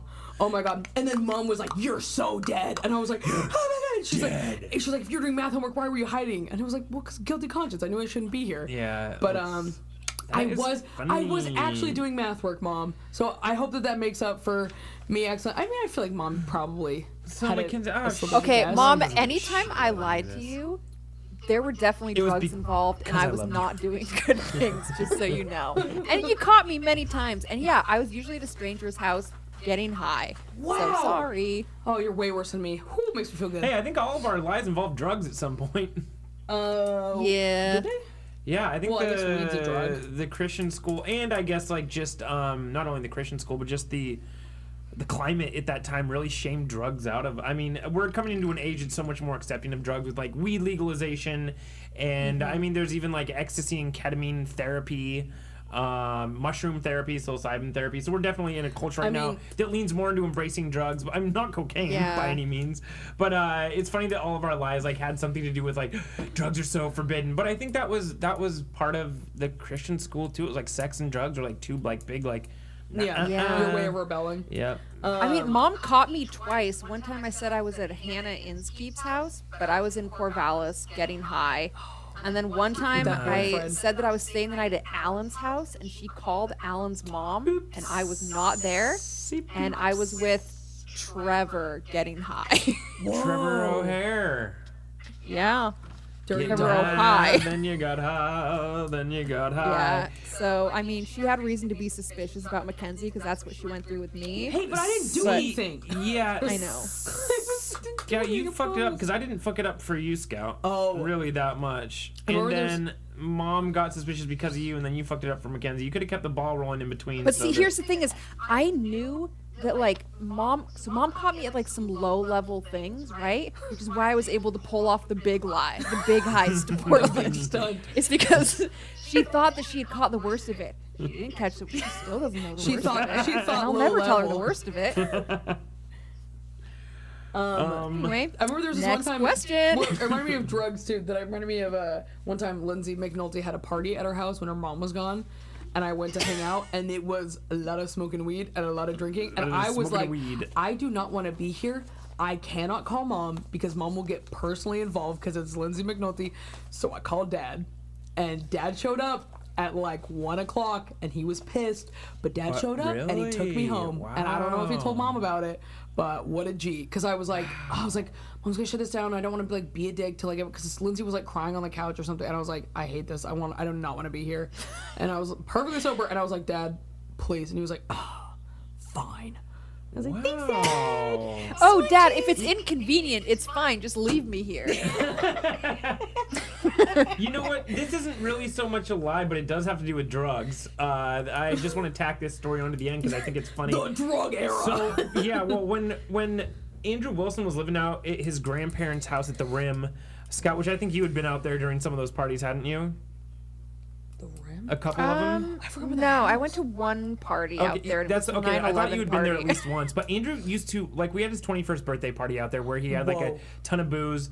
But booze wasn't the only thing Ton going of around boobs? out there, and that too. But here's the thing: is there- I have partied with Andrew Wilson in Bend when we Okay. were all doing Sunshine. Okay, so you're already. But like not you're at the already beating Rim, me but to like my in point. Bend in the condo. You're beating me to my point. So, the thing is, at the Rim House, Mom, we went out there for parties all the time. Andrew would have these big parties, and I would tell you guys I'm being safe and being careful. I would get drunk out there all the time, but that was so I guess that was a lie. I told you guys I was being safe, and we were partying out there, we were getting drunk and stuff, but. I will let you know about drugs. There were drugs out there, and I was like the only cat I was the only person refusing these drugs. And I don't mean weed. I mean, there was this street drug at the time that had infiltrated Central Oregon.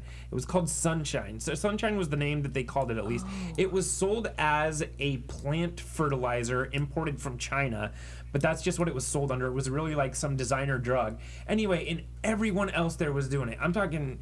I mean, not to throw You're talking Ra- your little Ra- sister Andrew out, Scout. but I'm talking about Ashton. I'm talking about Levi Goins. Like just so many people. They were all doing this shit, and they were running around the house, running laps around the house, going, "Oh my god, it makes us feel so Salgado. good." They were doing push-ups and stuff, and they were like, "Sunshine, you got to try some." And I was like, "No, not trying Sunshine." Anyway, they did that at like a handful of parties and stuff. Come to find out later on, Andrew Wilson was researching it, and it like has shares like a same chemical molecule with meth. Or something like that, or he found out that it was like cut with meth or something. Basically, they were all fucking doing meth out there to some extent, and I was the guy not doing it. You're welcome. Blake, good for us. We're the two good children. Yeah, not doing meth. I did try Sunshine. It is meth. Was it the yes, shit? that's true. It's meth. Was it Yeah, awesome? it's meth and ecstasy. Oh man, that sounds great. Ecstasy. Ecstasy. Yeah, no, I did it twice, and I think I stayed up like 4 days in total. Damn, bro. I know. See, I should be dead. I know. I should be dead. I should have beaten I you should to be death. dead. All right, reflections on teachers who shamed you, or really just general adults who shamed you. Don't worry. Are we talking about Heather Locklear here? Is that what this question's In about? my notes, I literally have down maybe Locklear question mark Jacobson question mark church people question mark. Don't worry, your mother is not out looking for a vendetta to make all these Yeah, people she is. pay. Mom said There's kill part of Bill me it. who wants to know. Ha! Space ha! Exclamation point. And Okay, not a teacher, but definitely an adult, and Mom knows exactly what I'm talking Locklear. about. Dawn Richardson, Mm. who shamed me for being poor when I was in high school. Do you remember them? The No, Richardsons? didn't she play like one of the girls on Gilligan's Island? Dawn Jacobson? Dawn Richardson, Jordan Richardson's mom. Dawn Richardson. Richardson. Who? Okay, yeah, no, I don't remember. She shamed you for being poor? Yeah. Well, that was Mom Basically, and Dad's fault. all the kids had decided, like, oh, we're going to go to Cape and Ray or whatever when we finish high school. Yeah. And then she was like, oh, Scout, are you going? And I was like, oh, no. She's like, why not? And I was like, well, it's just a little expensive right now. She's like, it's only $5,000. Yeah, that woman's a piece Can't of you shit. afford that? And I was like, no. She's like, huh, it's not that much, though. Wow. Dude, It's like, that's weird that you're not going. You'd have so much fun with everyone. And I was like, and, this was all in front of Mom, too. This was at the post office. Oh, so I was about she to say, I definitely remember shaming this. Mom, and you were just a casualty of that. I definitely remember She this. was shaming Mom by proxy, for sure. But one time I was at a sleepover at Jordan Richardson's house. It was like a huge sleepover with like 30 girls or whatever. And they were being really mean to me and trying to get me to drink out of a toilet. And I called Mom and I was like, I want to come home. Mom's like, okay, I'll come get you. And Dawn Richardson was like, you shouldn't be leaving the party. You're going to make everyone feel bad if you leave the party. Wow. That, dude. What a bitch. What a hoe. Can we I find know. her? So yeah, she shamed hurt me. her? I hate her. I want her to Yeah, die. Mom, bring him Yeah. in dead against that bitch. Yo, Mom, I know you said you wouldn't, but Please you do, gotta. we're asking you. You gotta. Yeah, she is the worst, huh? What about you, Ken? Yeah, she's pretty Teachers- bad. But like, I mean, whatever. teacher who shamed me for sure was Like, Mr. Johnson a little bit would do, like, power tripping sort of shit. Like, Choir or Bible? choir. Make everything kind of, like, about him. I remember, like, he would pick favorites. I had some close friend who wanted to leave choir. I look back and I'm like, what a cult. That, like, we had to sit down with him in his office. She's, like, sobbing, being like, I just can't do this anymore. It's choir. It's high school choir. Why is she having to do this?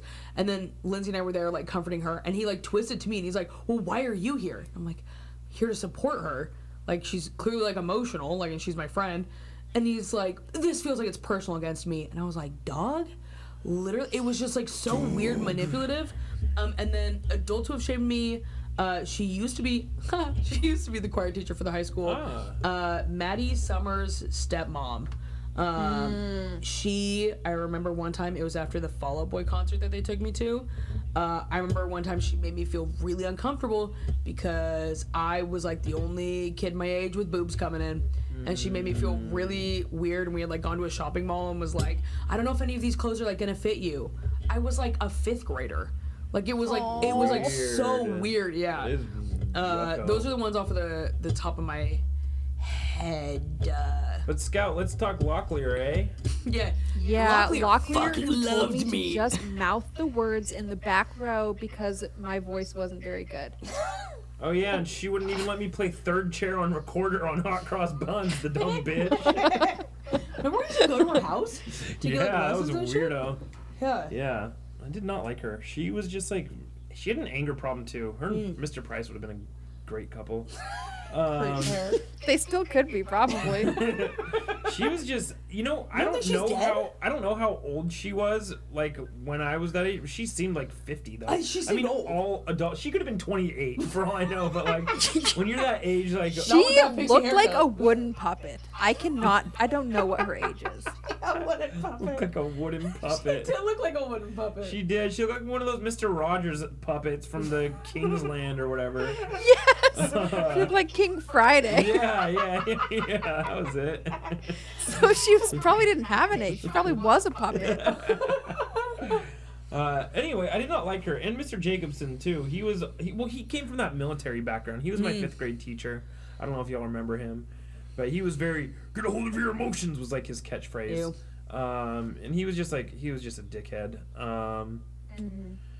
But yeah, I don't know. Dan Keels, I almost want to throw in there, except Dan Keels, I witnessed him do that to other people more than he actually did it to me. But yeah, I don't know. There were some problematic people in the church for sure. I think that's repressed so much. I'm like, who? Yeah, who that's was true. That's a there? good Yeah, point. Like, I there's so much completely repression forgot that went about on, Dan but- Keels, but the minute you said his name, my blood ran cold because that guy made me so uncomfortable. Yeah, bro. Oh, He should not I have love how been in many charge people were of name children. checking in this shit. yeah. This podcast. This isn't the one that's not going to be private. I'm making this listed. Yeah, I'm sponsoring this episode. Can we broadcast this across the town of Sisters? Oh, as, like, yeah. an emergency warning Okay, system man. on Christmas morning. Hey, Tim Kazar, wake your ass up. I got something to say. Yo, for real. Jeff Haken. Man. Yeah. Shame me. I don't think Not so. shame me. Who was that Robin woman from across the street? That neighbor, she was annoying. She didn't really shame me. I just hated her. There's that bitch across the street, Robin. I think she works at Habitat now. I'm just trying to name check folks at this point. Oh, yeah. Yeah, I remember her. She was kind of a bitch. Yeah. She's kind of a bitch. I was like Just 6 years old. just She's kind of a bitch. Yeah, I don't know. Oh, you know what? Mrs. Davis lightly shamed me one time when I was falling behind in Latin. She was like, I see you're starting to sort of not try so hard on your exercises anymore. And I was like, I'm just really stressed with music appreciation right now. And she was like, you could have been graduating summa cum laude. Looks like it's just going to be cum laude for you. And she put a giant sticker on my book that said cum laude. It's a great dig. That is so fucking great. Wow, I want to bring that back. I want to say perfect. that. Like, no magna sum cum laude here, huh? Just cum laude. That hurt. Wow, All that's right, good. Anyone got any more? Or we want to move on. Those are all pretty good. Damn. I'm trying any more adults. Who else do I hate? I mean, I hate Don Richardson too. I mean, yes, but all pretty much okay, be wait. sisters, people. Speaking of shame, there was a whole series of moms, like Mrs. Schneider and Mrs. Sherry Miller, yeah, who ran us all through that like purity shame. Yeah. Yeah, that was We were rough. like, if you hold hands with a boy, we're gonna put a black mark on your wedding dress. Whoa. Yeah, like all just shame. Be like, if you kiss a boy, you're just a filthy paper plate, and no one will want to eat off you. Dude, I remember it was a. we don't. If it was Like weird metaphors like that. Like, what are you talking We about? had purity- But I'm it so was a- ashamed. It was at Sisters Coffee Company was where they did it, and there were only 3 of us girls, and they had like taken a glass plate, and she had like broken it, and she was like, "This is what happens if you're unpure, and you'll never be able to be put back together again, except for by God. But even then, you're so broken." And I was like, "Oh my Yeah. God!" And then they gave us plates to write on the back of them, like, "I promise to never be," and I was like, ugh, so weird. They're like, don't you want to be fine china and not a disposable styrofoam dude, plate that Joe anyone Fallman. could use at any company picnic? Oh, Joe Fallman, yo. Yo. You want to Yeah, talk about some anyway. just like traumatizing / dismissive / Yeah. shaming you type of shit. TCBC was rough. Yeah, man. I'm sure you guys had it worse. I feel like the girls had it worse in every aspect of like the church, and just that whole thing. But I mean, there were some real like righteous do-gooders who like, it didn't matter how good you were, like they were always gonna like find something to like bring you down about or like whatever. Like, So weird. Yeah. I think it's probably partially what contributed to making me such a people pleaser is like I tried for so long and so hard to please all these people and I couldn't. Never fucking please they're them. And I think it miserable. just got ingrained into me to just like always be people pleaser, or else I'm not gonna live up to fucking Joe Fallman's expectations. You know what though? guys for this After a while, therapy I session. tried to like specifically displease Joe Fallman because the way I saw it, he like talked shit about everyone who was like trying to please him behind their back, and I was like, you know what? Fuck this guy. Honestly, I'm here as a volunteer, but yeah, he was really good at shaming people, and Yeah. I really, really hated it. Yeah. I fucking hate that guy so much. Yeah. Fuck him. Memorable adventures with the Calhouns. Yeah, let me mark off that one. Reflections on teachers. Perfect. And done. Memorable adventures with the Calhouns. And you know what? I know that Mom is referring to probably, when we were kids and stuff. But I will say the most memorable adventures with the Calhouns that I had came not so much in early life, but I think maybe in later life. Like the time in 13 or 14, it snowed. There was a big snow day. I think I was living with Jeremy at the time, and we went out Yep. to hang out with Jesse and Katie and have a big snow day and make snowmen and do all this sledding, and we convinced oh man, the poor Jeremy, if he was on this podcast and he was talking about bullies, it'd probably be us.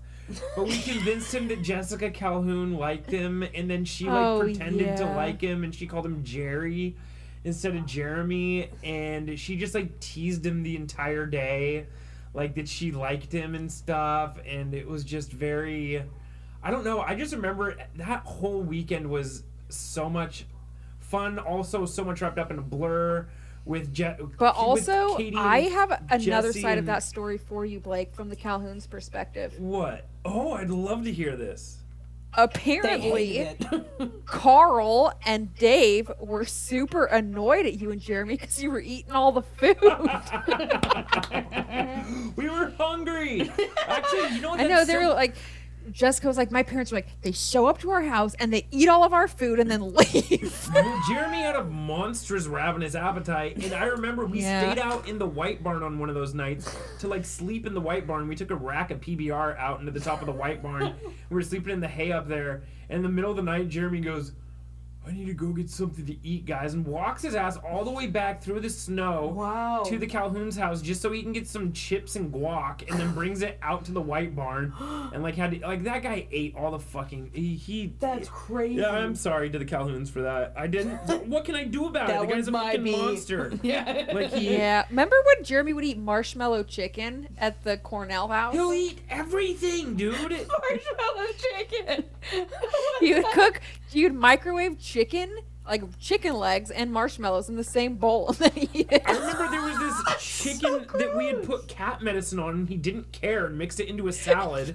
And he was like, "Yeah, I'll eat it. Like it's chicken. Like it has cat medicine on it." He's like, "Yeah, My medicine. God. It's good."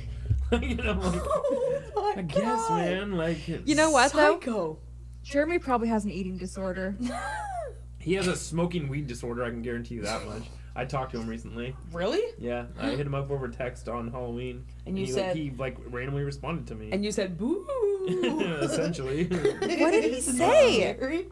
But that was my at least the memories that have really stuck with me about the Calhouns, because the only thing I can remember from childhood is just like nothing really in particular or specific, but just like hunting frogs with David and Aaron, kind of, or going to the Blue Fort with David and Aaron, kind of, or Katie wanting to bury That a time bonsai Aaron tree. stabbed someone and went to jail. That's not funny. It's too soon. I didn't hear it. She said one time Aaron stabbed someone. Oh, yeah. No, it is funny. We'll cut it. Nah. No, Anyway. we don't cut anything. What about you guys? Adventures with the time. Calhouns. You know, when Dad was in a coma and just Yes. Hanging out with Jessica when Dad was in a coma. Oh, when Aaron stabbed Dad and put him in a coma. I remember at like horse camp when they would do horse camp and then the rest of us would hang out at the other house. Out at and- Eagle Crest or whatever. No. Oh, nice. Okay. And then doing all that sort of stuff. I remember Katie and I had like matching Rugrats sweaters, I'm pretty sure. I remember we would hang out in the woods and we would go over to their like house and watch. That is a memorable adventure, shows having a and- matching Rugrats sweater. Katie. We go pick blackberries. Oh yeah, for blackberry vanilla ice jam cream, and or then- vanilla ice cream. Yeah, And then I punched Emily camp. Yes, straighten your shit. because I think we were at the Calhouns watching Powerpuff Girls. I think we were. Can at the I house tell in you the guys woods, my but most yes. memorable You might have been at the memory Calhouns. about hanging out with Jessica Calhoun? Yeah, that's what No. this whole section's about. No. Can I? Yes. Duh. Oh No. my god. It was more recently. It was when we were adults, and I had like just moved in with Papa in Gresham. I forgot you But lived I- with Papa. I know I lived with Papa for like a year. That's crazy. Isn't that crazy? Anyway, but Jessica was like, "Do you want to go to a Shins concert with me?" And I was like, "Sure." And we had so much fun at McMenamin's downstairs making fun of these ladies who had traveled like a long way to see the Shins. And like they were really, really excited. And Jessica and I were like making fun of them so hard and so meanly, To but like them? they didn't realize it. Maybe they did. They probably Oh, do now. you were Francis Mitchelling them. I was Francis Mitchelling them. But then, this is the best part. This is one of my favorite memories of Jessica, full stop, is that when the concert had finished, they pulled up the set list off the stage, and they threw it into the audience. And those two ladies, these middle-aged ladies, they were like in their 40s, who had traveled so far to see the Shins, both grab it, and they're rolling around on the ground, fighting over it. And somewhere in the tussle, it slips away from them. No And Jessica picks it up, way. folds it up, puts it in her back pocket, and walks away so casually. No way. That's amazing. It was so amazing. And then years later, when I hang out with her, she still had it. Wow. Whoa. Yeah, and I was Battle like, trophy. I love you so much. We just like got up to so much like bad mischief. Those at ladies that didn't notice concert. that we were, she like, did messing that? with people. It was just we were like fresh young adults, you know? So those Chaotic. ladies didn't notice that she did that, right? Yeah, yeah. That is. She just like it was so casual about it. Just like scooped it up and walked away like nothing had happened, and Oh, they were that's still great. rolling around on the ground fighting each other. I love That's that. crazy. I love that. Cool. Of Calhouns. all of the pets, memories Aw. of critters in our lives. This is my note on this section. All it says is Blake's note. Lucy ate that hamster. Which one? She ate my hamster. Oh, your hamster. She Rocky. didn't eat Dog Stomper, which was my hamster. Dude, I think we talked about this on the podcast Yeah, I think last you're time. right. That I thought Dog Stomper had a. Mom had said he had gotten raptured. Rapture. And I was like, oh yeah, because he believed. Yeah. And then I had to confront Mom as an adult. I called Mom. Did and I was that like- hamster really get raptured? And she was like, No, he died. I was like, aw. Wait, he really did? He fucking died, Mom. I thought that he like escaped and Mom couldn't explain it, and so she was like he was raptured, but she knew that he died. No, he really got raptured. Shut up. Yeah, we don't. No one knows. No one knows the great family No one mystery. knows. The Air family mystery. Maybe he's still there, living in the wall. Mom, weigh in for next year. We'll have something to talk about. Also At the talk about that discussion. somersaulting Santa. if you Somersaulting can. Santa and Dog Stopper, top of the order next year. Remind us that we said this. Can we though. forgot this skip was the a pet Christmas question? episode. Actually, What? can we skip the pet question? Actually, No, why? Sure. I mean, I already I answered feel like it. it'll take so long, and all of our pets were great, and we know that. Well, it won't. Why don't we just list them? Santa, Squirty, Bowser. Those two lovebirds Lucy. that we had. Mona, escaped- Lisa. what? Mona and Lisa. Remember the lovebirds that we had? What are the Lovebirds? Lovebirds. Well, I guess Mom more had them. She got them from Bugs like mom whore? What? lovebirds. We had birds. What are you talking Do you remember the lovebirds? She got them from like Ashton and Garrison's mom or whatever. What's the other little kid? Aaron? Sims? And Petit, I can't remember her name. Yeah, she gave us Shelley. lovebirds and we had them for like a year. No. Yes. I and remember then they those birds. escaped. They lived at Ashton's house out in Crossroads. I do not remember us ever having them. Mom, when? Mom will remember the lovebirds. Mom, I remember top she of the got order. the Papasan chair from Shelley. If that's what you're thinking of.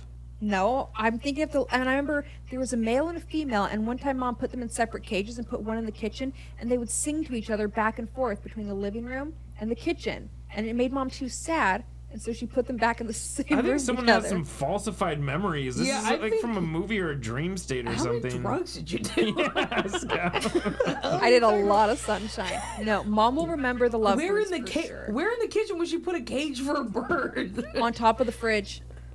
That was too close to the ceiling. That's insane. How small was this What are you cage? talking about? It was pretty small. Okay. Anyway. Next. Wait, You got a pet memory? Timmy and I- Brandy. I can list them all. Misty and Blair. Is it Scouts, Rads, they Oreo, Running Bear. Oreo, Running Bear. Oh, didn't- all the didn't know rats, them. Bob and Milton. There were and cats in the front Ophelia, property, and then we got Bridget and the Twizzle, and then we Mona got Claudia, Lisa, and Pickles. they had cats, Lucy, Helga. and then they had kittens, and then like the fat one that ended up hanging out around the neighborhood that someone adopted.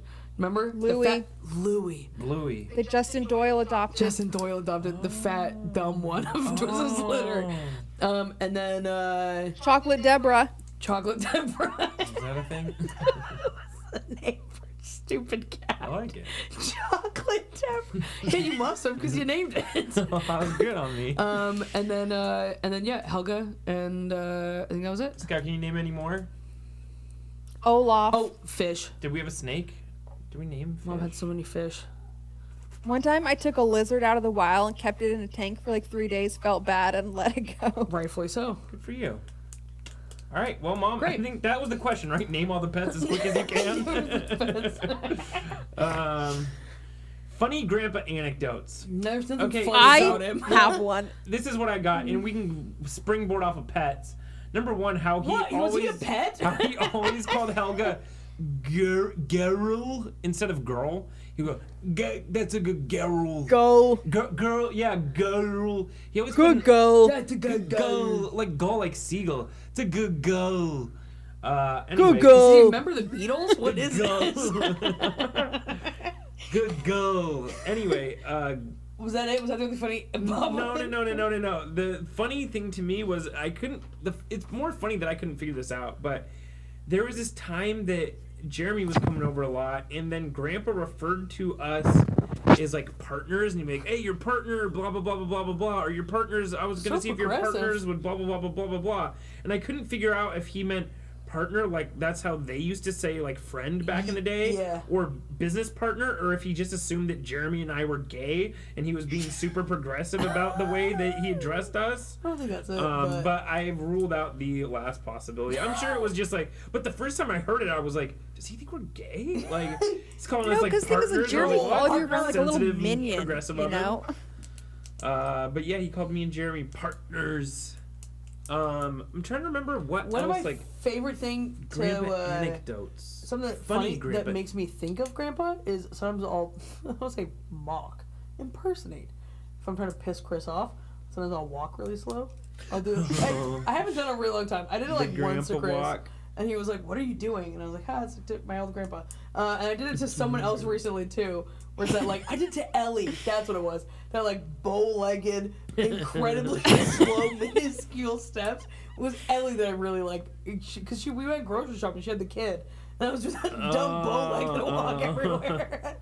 I have a funny grandpa anecdote that literally makes me laugh every time I think of it. Hit us. That's what this section's about. It was a Christmas time, and we were opening presents. This is a Christmas episode. I don't know if everyone forgot. Perfect. But jingle bells, jingle bells. And Dad had just come back from Chad, and he had framed this beautiful picture he had taken of two African women with colorful like dresses and umbrellas. And he gave it to Grandpa, or like showed Grandpa or something, and Grandpa looks at it and he goes, "Oh, is that blank?" and we go, "No, that's two African women." And he goes, "Oh." Oh, that's good. I remember there was this one time, I already told Scott this, but there was this one time that Jake Chanel was over, and it was dinner time, so he and I came out, and Grandpa was sitting there, blood coming out of his head, and I was like, yo?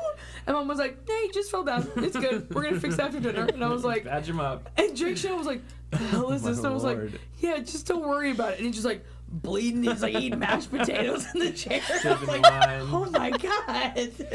That wasn't really funny for him. Funny for me. Yeah, well, the other funny thing, too, is at Christmas time, how Mom would always handle the gifts and the exchanges between us and Grandpa and us.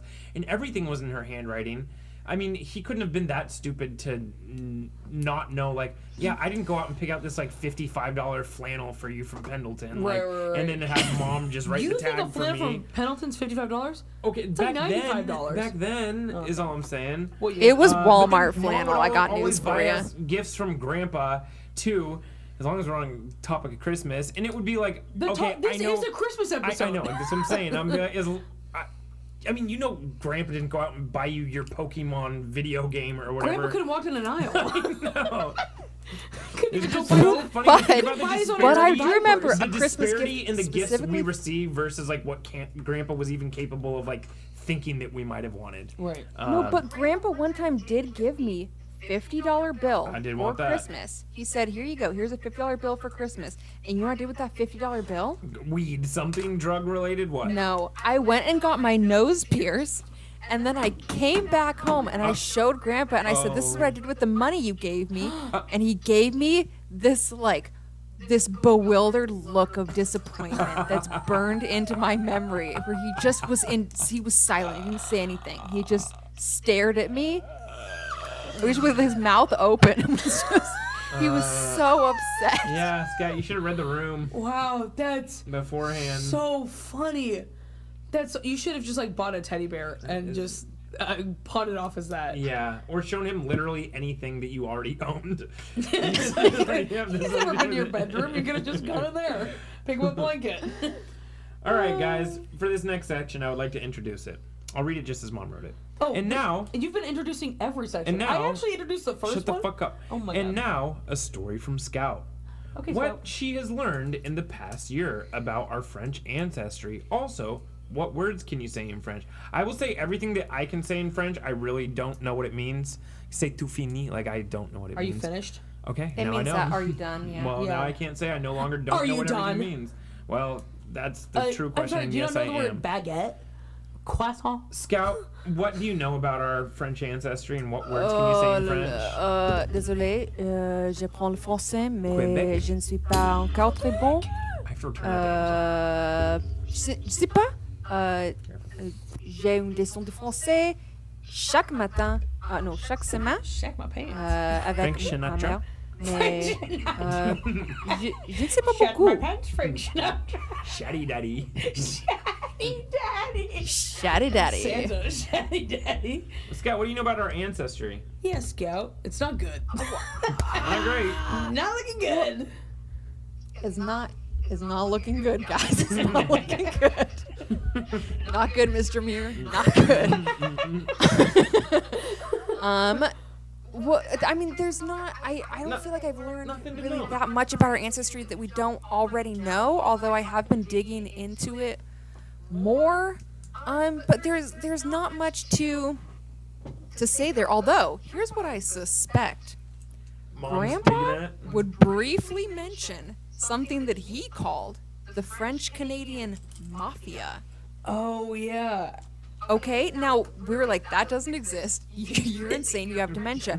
But then I found there's this letter that like one of the Amandas wrote when her husband Noe had passed to something called the Jacques Cartier Society, which is a tiny little club that meets in a pub somewhere in Rhode Island. Now, when you look into the Jacques Cartier Society, somewhere in Rhode Island, you cannot find any information on it.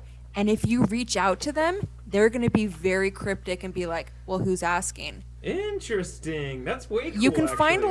find what are some financial records that have been filed with the city, but not anything about what they do. So I think the Jacques Cartier is the French Canadian Mafia That's actually the coolest thing I've society heard that about. Grandpa was referencing. Oh, does That's this really cool. Does this mean we're members? Yeah. Are we officially in? No, Why? no, they may be trying to kill us. Okay. Well, if they What hear did, this, what it's did gonna Papa give them do? good reason. What did Grandpa do? What didn't Grandpa do? If they hear this podcast, it'll be good reason for them to come after us and murder us. The final. And Anyway, Scout, anything else you'd like to say about what? French Canadian chop us up. No, I mean, we were just sad little Acadians at some point, and then we were forcibly removed from our Acadian homeland, and that is about it. Oh, most of our ancestors were illiterate mill workers. That sounds Still right. are. See, didn't raise readers. And but the interesting thing is the only Didn't ones who raise could readers. were It's the not our women. blood, Mom. Readers because ain't they in our weren't blood. Reading Working ain't in in our mills. blood,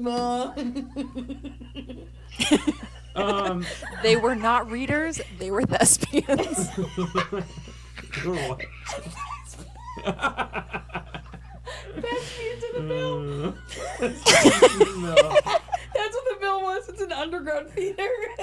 All right, I'm gonna read Mom's next prompt. And I'm gonna read the note that I have written for it. Okay, whatever. So Mom says, memories of the dentist chair. And my note is, I have a distinct memory of hanging out on and around the dentist chair and watching 9/11 footage replay on the news and the days following 9/11 with Shelley and Mark Dinsmore being over and gathered around the chair, like looking at the TV. That is like for some reason, like the dentist chair is at the center of that memory for me. And it's that, or I remember being on the dentist chair when Justin Doyle called me on the phone crying, and I said, "What's the matter, Justin?" And he just like through tears just goes, "Joel's dead." And I remember being on the dentist chair sitting there when I got that news. And it's just funny how trauma can really make like certain imagery cement and stand out in your mind, because like for both of those memories, like watching 9/11 footage and like also hearing that Joel's died, I just remember like being on the dentist chair. Well, you know what my memory was? Is it trauma driven? It was little Twizzle hanging out on the end of the. That was all I remember. That's So sweet. trauma for you was a very sweet. I remember Trauma-free. it was pre Claudia, and it was Little Twizzle baby hanging- Twizzle, and I put her on the dentist chair. I think it was fun. That was like having your own like amusement park I right in your do- home for I think four That kids. thing was dangerous. I can't believe our parents were like, yeah, this is fun. had a I think I tried to hydraulic explain it engine to in it. Chris. and- I think it was Chris that I was like, "Oh yeah, members of the dentist chair." And he was like, "What?" And I was like, "We had a dentist chair." He was like, "I don't. What do you mean you had a?" And I was like, "No, someone's close. No. We went up and down." And like, I was like trying to. I think I was trying to text Blake at the same time. And so Chris was like, "What the hell are you talking about?" And I was like, "We had a dentist chair." He thought that at first I meant like a regular ass chair, like the ones that they sit in.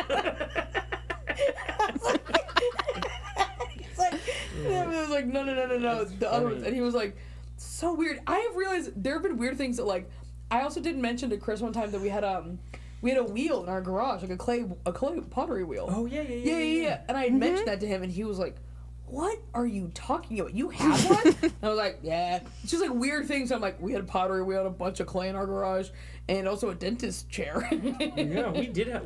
It was cool how Mom and Dad would let us hold on to weird shit that most parents would get rid of. The thing at the pharmacy where you press the CD and it plays a clip of the CD. Yeah. I think about that every time I hear the song "At Last." At last. Scout night on. And it goes, my love, and then starts fading out again. Has come along. Yeah, we had that. Why? I don't know, but it entertained us as kids. Kens, do you want to text Chris right now? Wait, I have a We're memory like of the 45 dentist minutes chair. From being done. Sure. Okay, cool. Oh, it's Scout. I remember sitting on the dentist chair every Saturday night eating pizza when Amber came over to watch The Lord of the Rings. Yeah, Yes, but that's that is later. coming up. That is on down the line if you want to save it for our little But finale. also, here's the other memory I have with the dentist chair. I remember one time we had a bunch of like Tom and Nancy kind of friends over, I think. It was like, Jim and Lynn? I think Jim and Lynn were there at the Caillou's house. only And some- Blake was showing off that we had a dentist chair, and he jumps in it and he says, "Dad, can you hire me?"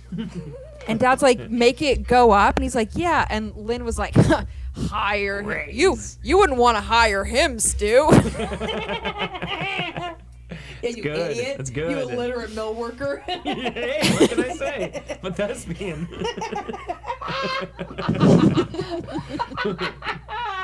I'm gonna poop my pants. Speaking of which, I know I said at the beginning of this podcast that I hope poop doesn't interrupt this. I legitimately have to poop now. Are we gonna? Is Shit. the ad break 3 questions before the end? No. I'm gonna save it till the end. I'm gonna save Hold it. it. Until it's good. The poop or? Oh, the poop. Oh, Oh, yeah, okay. baby. You got a game yet, Kens? No. We can play that now. What game? I don't know. You guys I want to play don't Yahtzee? No, we I have to thought we were keep gonna make this going, more you guys, Christmas. because I'm actually in the middle of my work day. Just so you guys know. We can keep going. We can keep. Yeah, this is supposed to be a Christmas episode, chugging and I am along. so out of the Christmas mood. Okay, here's the thing for you. Could you add, no. Can you in between questions add like Santa Claus being like Merry Christmas like in between? Can there be jingle bells? You know what? Random. Yeah. We haven't done it so far up until this point in the episode. What? I haven't added any of those sound effects because you're listening to this on YouTube right now and you can hear that I've added none of those sound effects. But going forward, I will try to put a few in from this point onwards. I think you need to make up for it. So I want one right here. And then Talking, also saying one right there here. haven't And been there's some right here. No, because you need to find a sound for somersaulting Santa and put that in when we talk about then somersaulting we'll Santa. have a terminal response If every time we hear y'all this. find the sounds, then we can have a conversation. No, just Google somersaulting Santa sound and you'd be like, "Whoa, Whoa! whoa." Forward, Christmas ornaments, Christmas tree candle. Christmas tree. Christmas tree candle. Interesting. Okay. I also remember No, it Christmas smells like tree Christmas candle. tree eggnog, reindeer. Christmas tree eggnog. All right, moving forward. Griswold's family Christmas. You know what? All Christmas, every question from here on out, going, Ho, ho, whatever. ho. Memories from the holiday cube. Yes, exactly. The holiday Memories from the cube. holiday cube. When the holiday cube was in the corner of the sleigh living room across from the rail Slay. king by the front door, when the holiday cube was in the back part of the family room up against the sliding door, and when the cheese cube holiday tray was moved to the garage. Charcuterie with ham and pastrami. So Yeah. here are my notes on this. Why did we call it the cube? Was it because like everything in our Literally household because had Mom had just a started Riven, calling it the needed to have a cube? Riven style name to it, For real. or a mist style name? Because I understand that it was like a walled off It was little square. section, but I mean it was rectangular. It wasn't. It didn't really feel like the cube. I remember the cube when it was in the living room, and that was like Dad's. I just know felt what's- like Mom wanted to give it like that kind of like like Mr. like Riven type of name. Maybe it was just kid friendly. I don't know.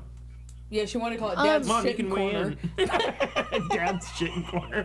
Shatty daddy corner. Daddy corner. You guys, I have a repressed memory about the cube that I uncovered the other day as I was I coming was out like, of it's sleep. not that Okay, repressed if you're which about to cube? talk about it. Which cube? Are you talking living room across from rail by front door, back part of the family room up against sliding door, or moved to the garage?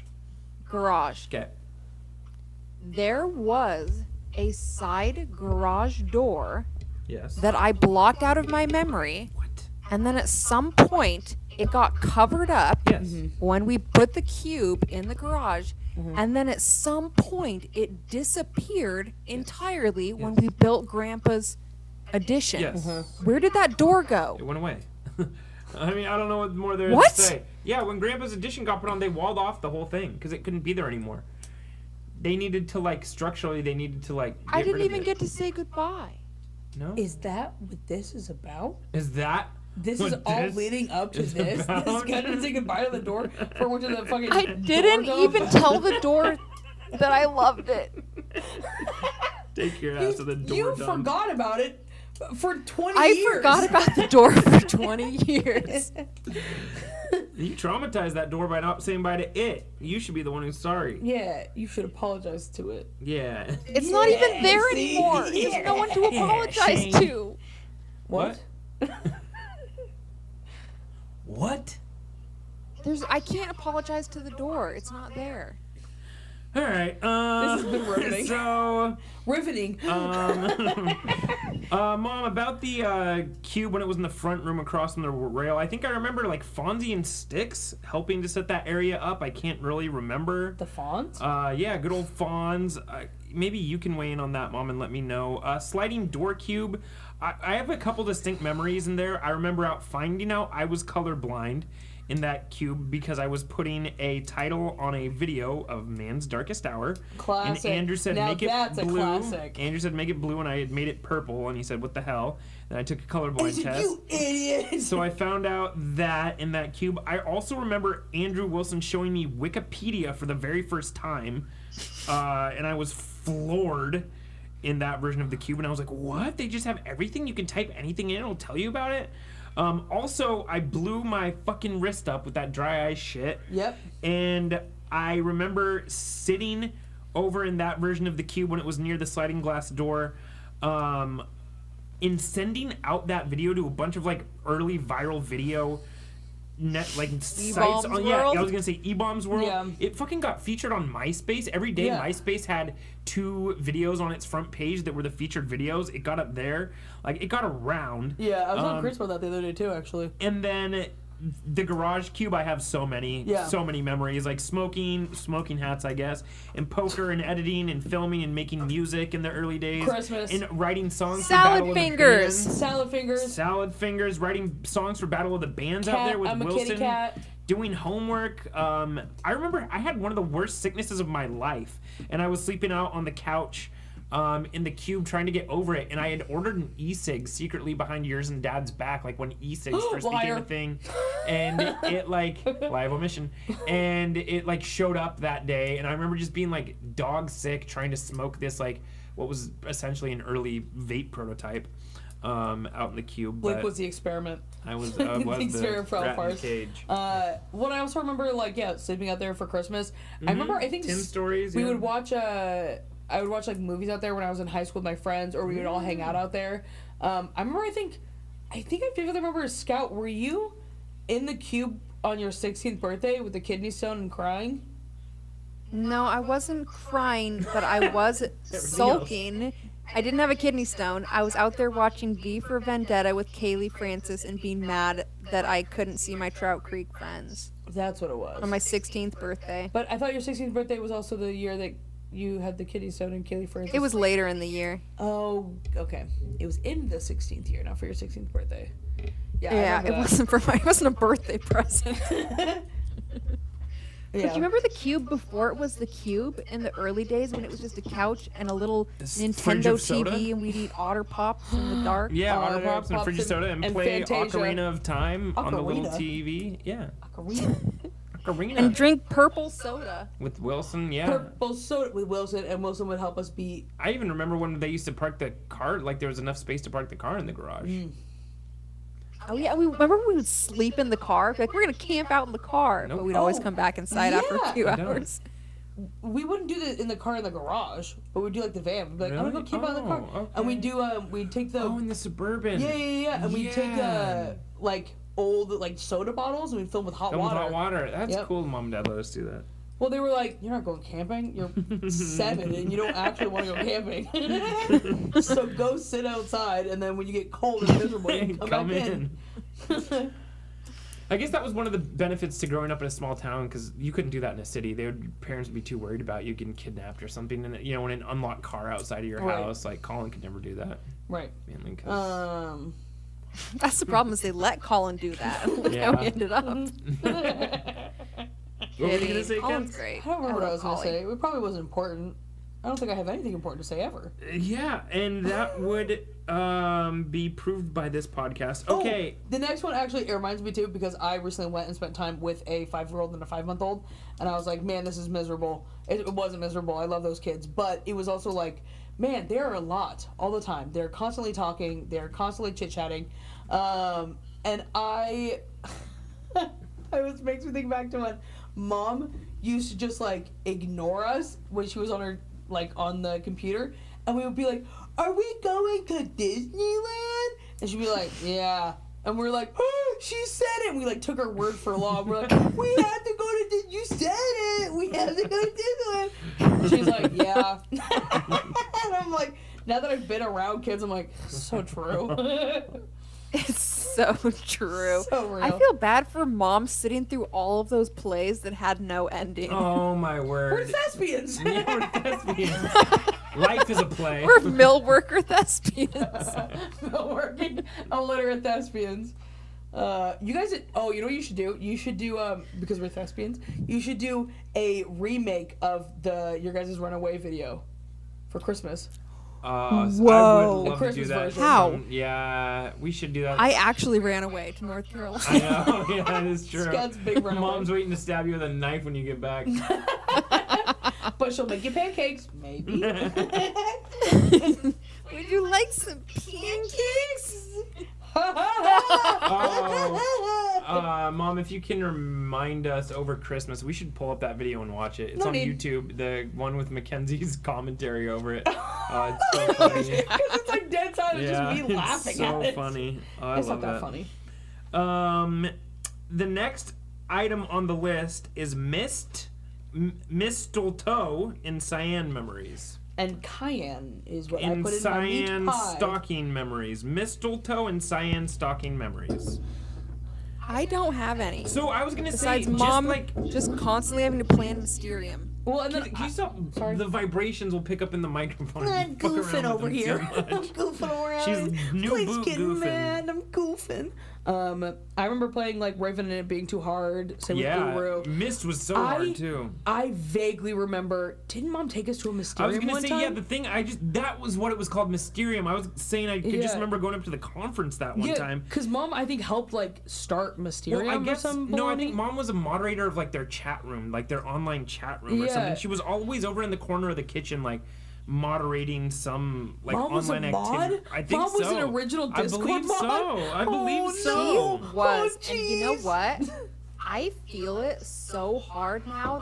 You are stuck with these 3 annoying kids. Just zone out. Go to your chat rooms, lady. Go to your video game chat rooms. I know. So sorry. Absolutely feel for her. Um, The one thing I remember too about that chat room, I wonder how much of this memory is accurate and how much I'm making up for my childhood memory. But I remember Mom getting really mad at Dad one time because I think the Cyan community had a story going where one person would write the first page of a story or something, and then the next person would come in and then they would write the next part of the story, in a comment chain essentially. And so it was the first person write the first part, second person write the second. Did Dad come in and write he farted? And Dad came in and they had a normal good, probably geeky story going on about the shit they were interested in. Dad found out about it. And I remember he came in and wrote this whole detour about how the main characters went and found Snow White and the 7 Dwarves or something, and completely derailed it and took these poor people's stories off in this brutally insane direction. And I just remember Mom being pissed at Dad. And of course as a kid I thought that was funny, but now it's one of those just forehead slapping things, and I'm like, oh, annoying. Yeah, that would suck. I see how that would be frustrating. You're just with your group of friends, then your husband comes in and just fucks everything off in the wrong direction. But I don't know if that's true or not. And then they went to the treasure chest to open it. And who was it? But can of beans! Kirk. Yeah. Captain Kirk and a can of beans. Jesus. They're like, Michelle? She's like, no, my stupid husband. But yeah, that's all I got for really. But I do remember going to memories. Mysterium, I think, once, because I have a very vague memory of, like, a water feature.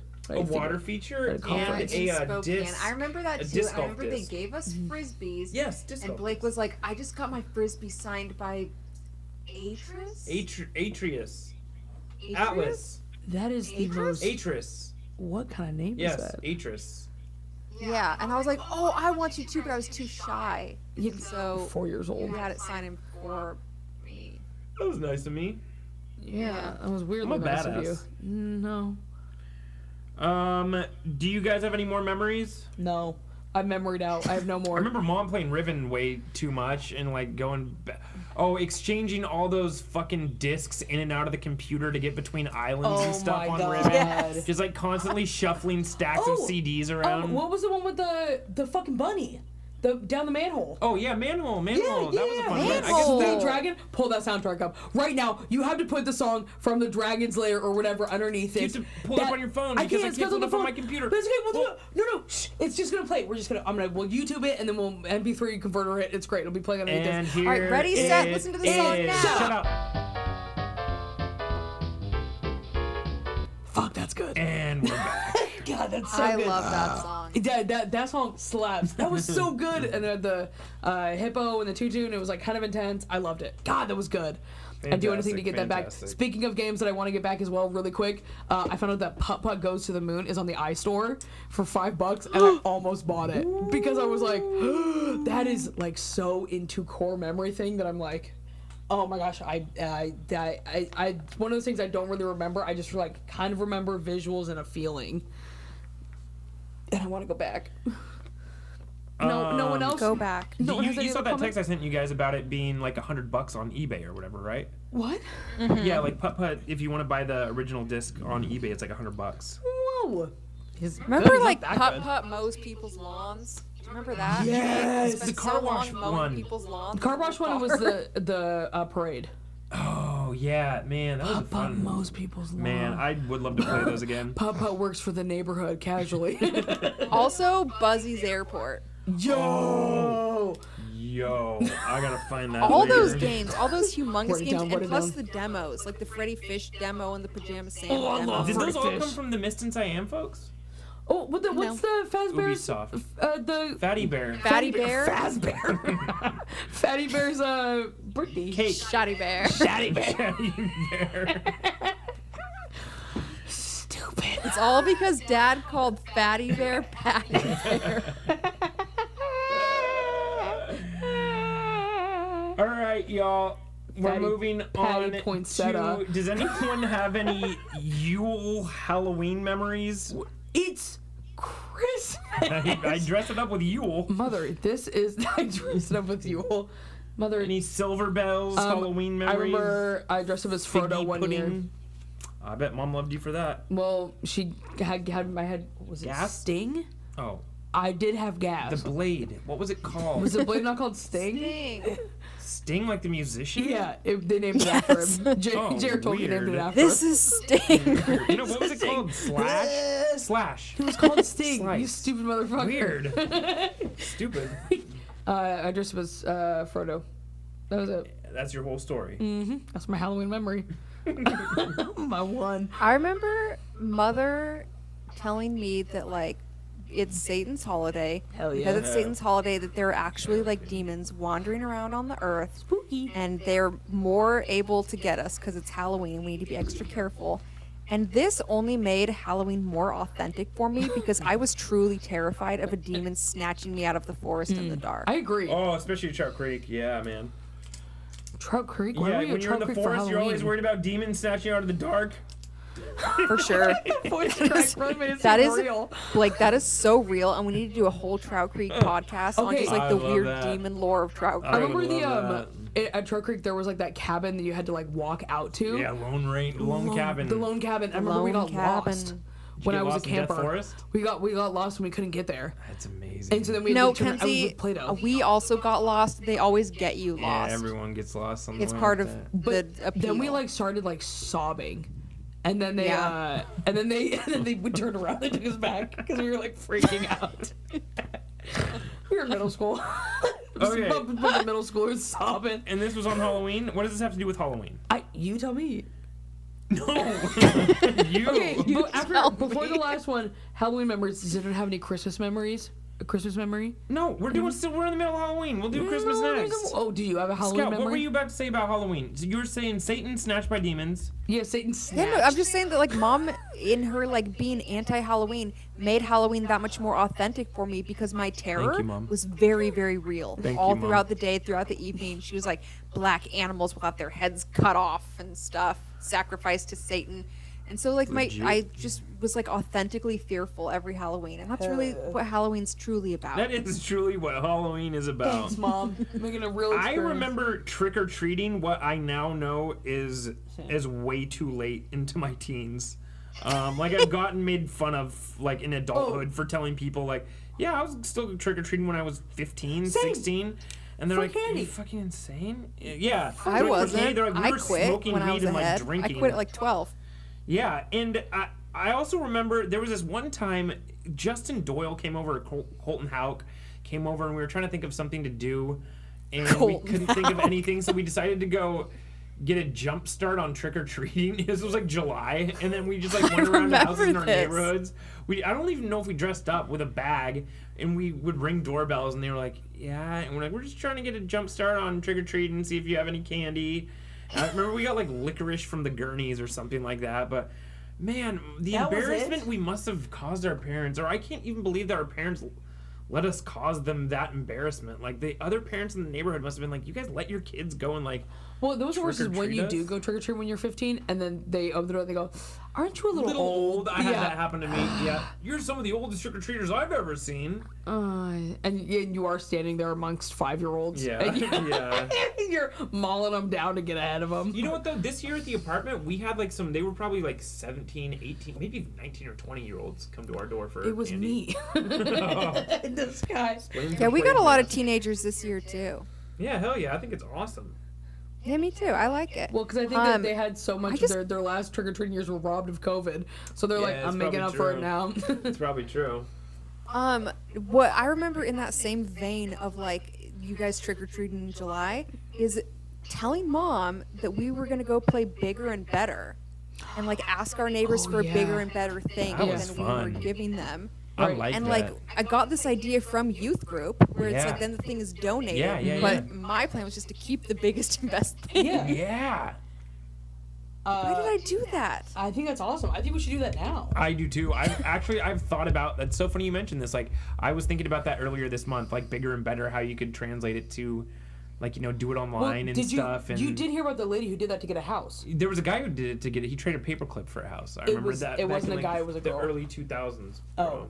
It was a girl that did it like recently, like in 2020. Damn. She started with a paperclip to try and get to a house. Damn. And she did it. Well, let's do it.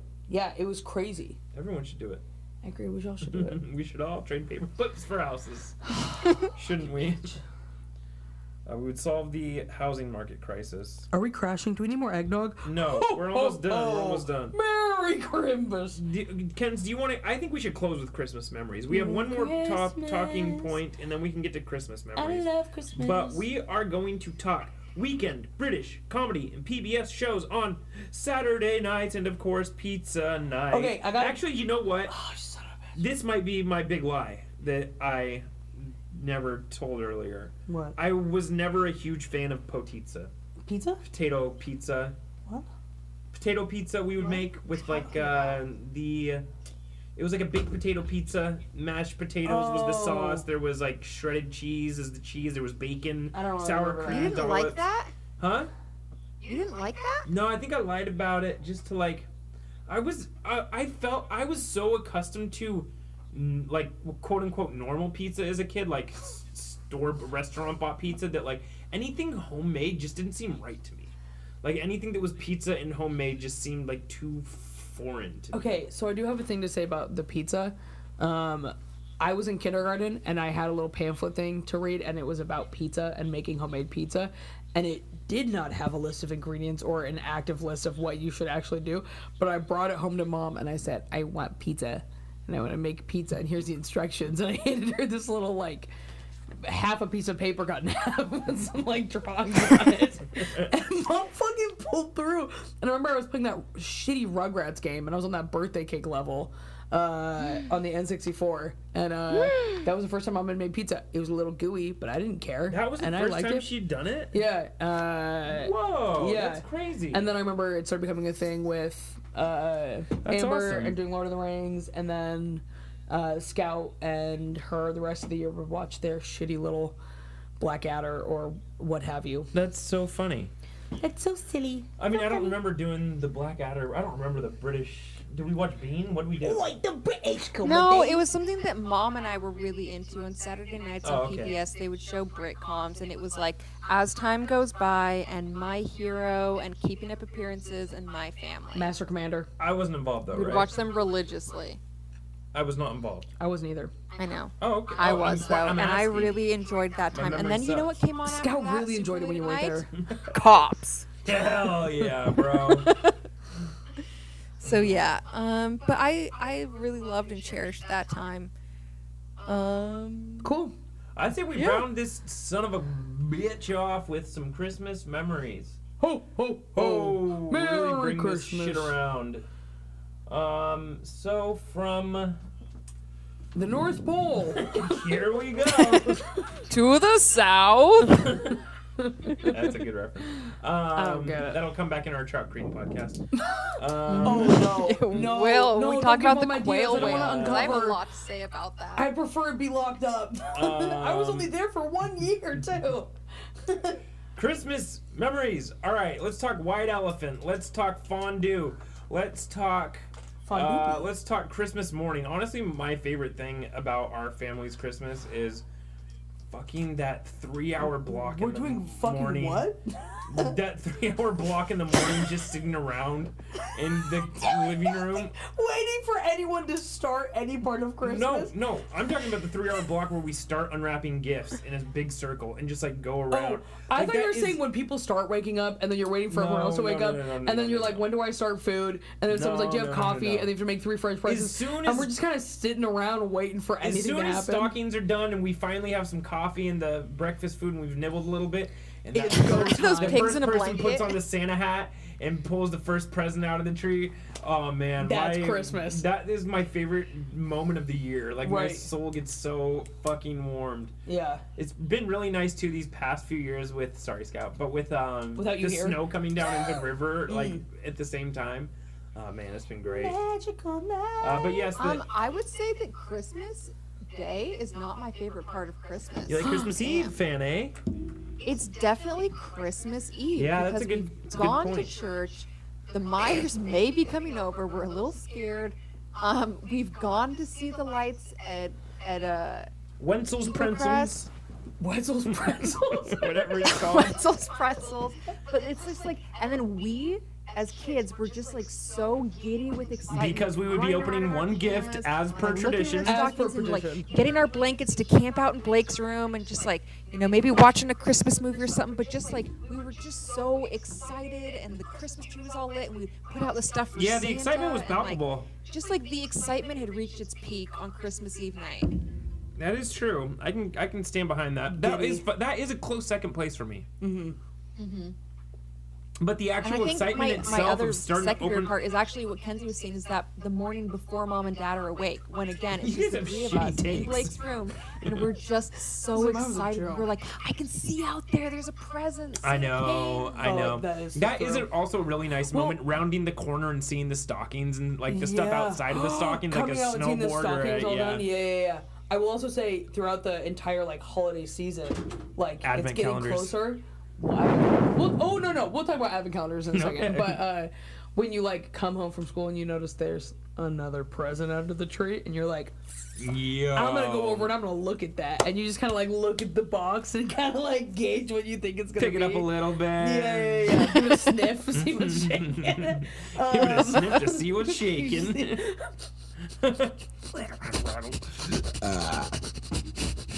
Anyway, Yeah.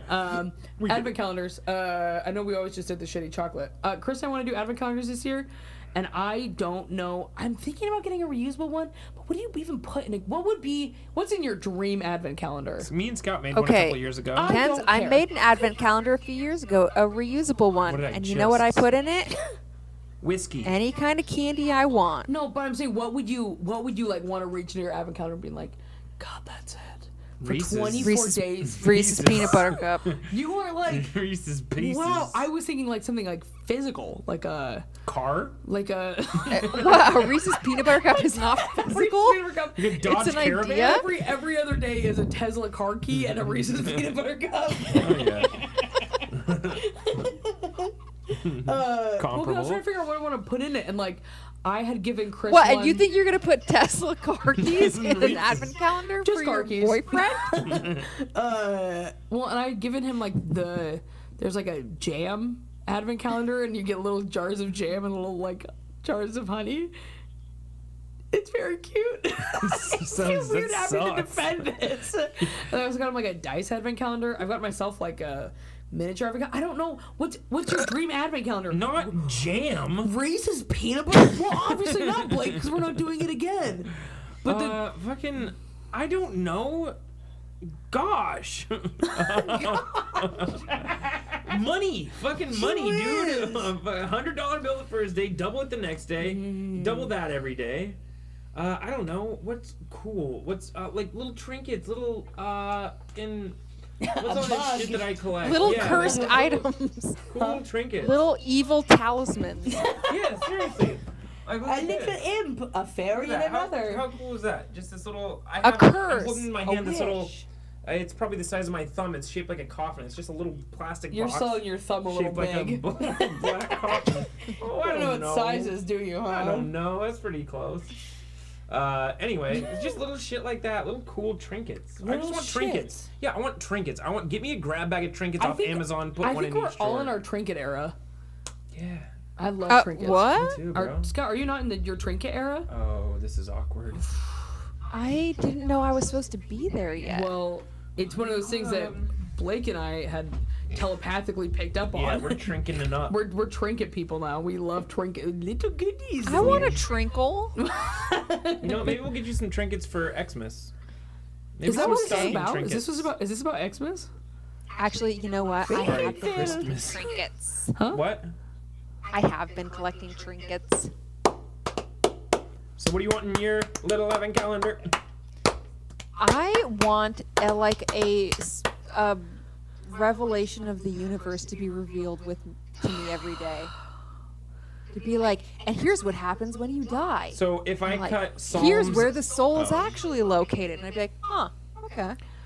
Yeah. These are impossible to get off of Amazon. Thank you both for nothing. Okay, how about this? If not that, gift cards. Yeah, bro. Gift cards. $1 gift card for... Oh, no. Yeah. So on To the the first, you get a Dollar $1 gift card. At the second, $2 gift card. Third, a $3 gift card. And then, on the 24th, For you get a what? $24 gift card. Do you know how embarrassing it is? Change. $1 for the Dollar Tree for sure. No, they're all for Olive Garden, and then you go to pay for your meal, and you go, 24 give me a gift cards. second, and you pull out 24 gift cards. You say, drinks on wait. me, everybody, and you pull out 24 gift cards. Wait, can everyone shut up for 1 Here's- second? I gotta figure something out. What is... Oh, you bitch. What is 1... What is 1 plus 2 plus 3 plus 4 plus 5 plus 6 plus 7 plus 8 plus 9 plus 10 plus 11 plus 12 plus 13 plus 14 plus 15 plus 16 plus 17 plus 18 plus 19 plus 20 plus 21 plus 22 plus 23 plus 24? Hold on. Wait, Bridge. Here's what I found. Oh my god. Do the math. Don't give me a kids learn to count Okay, YouTube Blake, no one link. wants to listen to you Google. Here's my idea for an advent calendar, right? Okay. It's a mystery gift card to some kind of business, but that's a whole chain. The thing is that you don't know the amount on the gift card until you go to spend it. Oh. It could be anything from $1 to $500. Wouldn't that be fun advent calendar? That is a pretty fun advent. Wait, so you're saying you get that every single day for 24 days? $300, by the way. For Figured Olive it out. Garden? Yeah, you Yeah, just get a $300 different total. random gift card. It could be to Lowe's, it could be to Olive Garden, it could be to Hobby Lobby, it could be to PetSmart. Well, if I'm You buying don't know, somebody- and you don't know the amount on it. If I'm buying somebody 24 gift cards, I'm buying them all $1 24 gift cards. No. They can go Maximum $2. Yeah, they can go Exactly. walk up there with their $250 cat bed and they're not getting it. No. This is something that we could get businesses to like donate to, and then we could sell it. To who? To who? We sell it in stores. To who? To who? The gift card, advent calendar. Mystery awaits. Oh, we're selling Mystery it. and I guess, disappointment awaits. yeah, you couldn't mark it as a gift card. You mark it as a coupon. So like, each one's like a, each day is like a $5 off coupon or a, $4 off coupon or whatever. So That sounds so boring and horrible. Are you hear yourself? A coupon advent calendar? we're spitballing. For every here. day you get a coupon for 5% off. $5. Yeah, for the $400 gift card. Okay, what is one thing that you wish you could get rid of from Christmas? Dad. Oh, of course not. I was You're gonna only saying that because he's gonna listen to this. I know. We love you, Dad. Of course not. What would I get rid of from Christmas? Other than Dad? That Kidding. carrot salad that Nana made. No. That kid's provided us with so many countless laughs and inside jokes throughout the year. I need it alive so I can keep the joke one thing I would alive. get rid of for Christmas? Oh, the commute to wherever we are. Oh, that's so true. If I could end the adult commute, the adult distance too with Scout. I was gonna say, I was like, I hate zooming. Yeah, I get do rid it of the because out of distance. love, but I fucking hate zooming. Yeah. I don't really enjoy the song Well, then don't Zoom. Mariah Carey. I don't really enjoy that anymore. It's lost its love for me. Yeah, like years ago. So, Yeah, a lot of Christmas music, actually. That's another thing. Like the Wham song. Wham? Yeah, what is it? Last No. Christmas. Last No, Christmas, I gave you my heart. the very next day. So there's a game called... You gave it Didn't away. do that song on the album. Run the track. There's a game called Whamageddon, and the way you lose... You start playing it on December 1st, and the way you lose Whamageddon is if you hear that song, then you're out, and you try to see how many days in you can go, and however many days you go, that's your score. So I played it last year, and I think I got to the 23rd or something. I was so pissed that I got so close to Christmas without hearing that song. But hey, Ma, you should play Whamageddon this year. Just see how long you can go without hearing that song. And then you play it. At We the should all very end. compare scores. But I like that At song. the end of this podcast for her. You should play. All right, bye, love you. Last Christmas. I'm debating cutting this part out so that I can use Yep, that. cut it. Sorry. Hey there, Food Adventures, aka Mom. Are you tired of the same old, boring, safe dining experience as well? Have we got a culinary roller coaster for you? Introducing Nana's Ptomaine Palace, the restaurant that puts the risk back in brisket. Nana's Ptomaine Palace is not your average run-of-the-mill restaurant. It's a gastronomic thrill ride where you might just leave with a little extra something, like a certificate of survival. We've got flavors that would leave your taste buds questioning their life choices. Our signature dish is the infamous Collins Carrot Salad Surprise. Why is it a surprise, you ask? Well, you never know if it's the carrots or the mayo that's been sitting out a little too long. You may like carrot salad, but not today. And let's not forget our chef's special creation, Papa's Chocolate Balls. These mouth-watering delights are so unique that even our chef doesn't know what's in them. We know they're big and juicy, but don't know much more than that. But hey, that's what makes it an adventure, right? And are you thirsty? How about a refreshing sip of our limited edition expired soda collection? We believe in aging our sodas like a fine wine. The longer it sits in a forgotten fridge in a basement, the more character it develops. Trust us, you've never tasted fizz quite like this. But wait, there's more. At Nana's Ptomaine Palace, we've taken food poisoning to a whole new level. We're not just serving meals, we're serving experiences. Come for the food, stay for the emergency room stories. So, foodies, aka Mom, If you're ready to roll the dice on your digestive system, head on down to Nana's Ptomaine Palace, and we guarantee an unforgettable dining experience whether you like it or not. Nana's Ptomaine Palace, where the only thing more adventurous than the food is the trip to the bathroom. Bon appetit, brave souls. And don't forget, if you use the code DEADAIR, you can get 15% off of your buffet experience. Can you tell which part of this ad was improv and which part was written and scripted? Nana's Ptomaine Palace. Nine, good, nine, good, nine. We love you, Mom. Poison.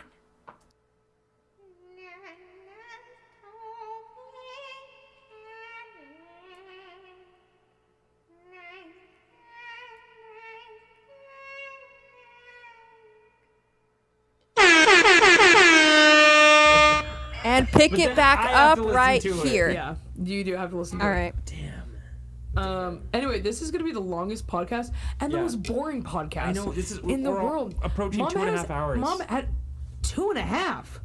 Yeah, it's 2.5 Oh, it is hours. 2.5. I thought it was 2. Yeah, it is 2.5 hours. 2 hours and 27 minutes. That's insane. Yeah. No one's going to listen to this. No, not even if me we when I edit sponsored it. Yeah.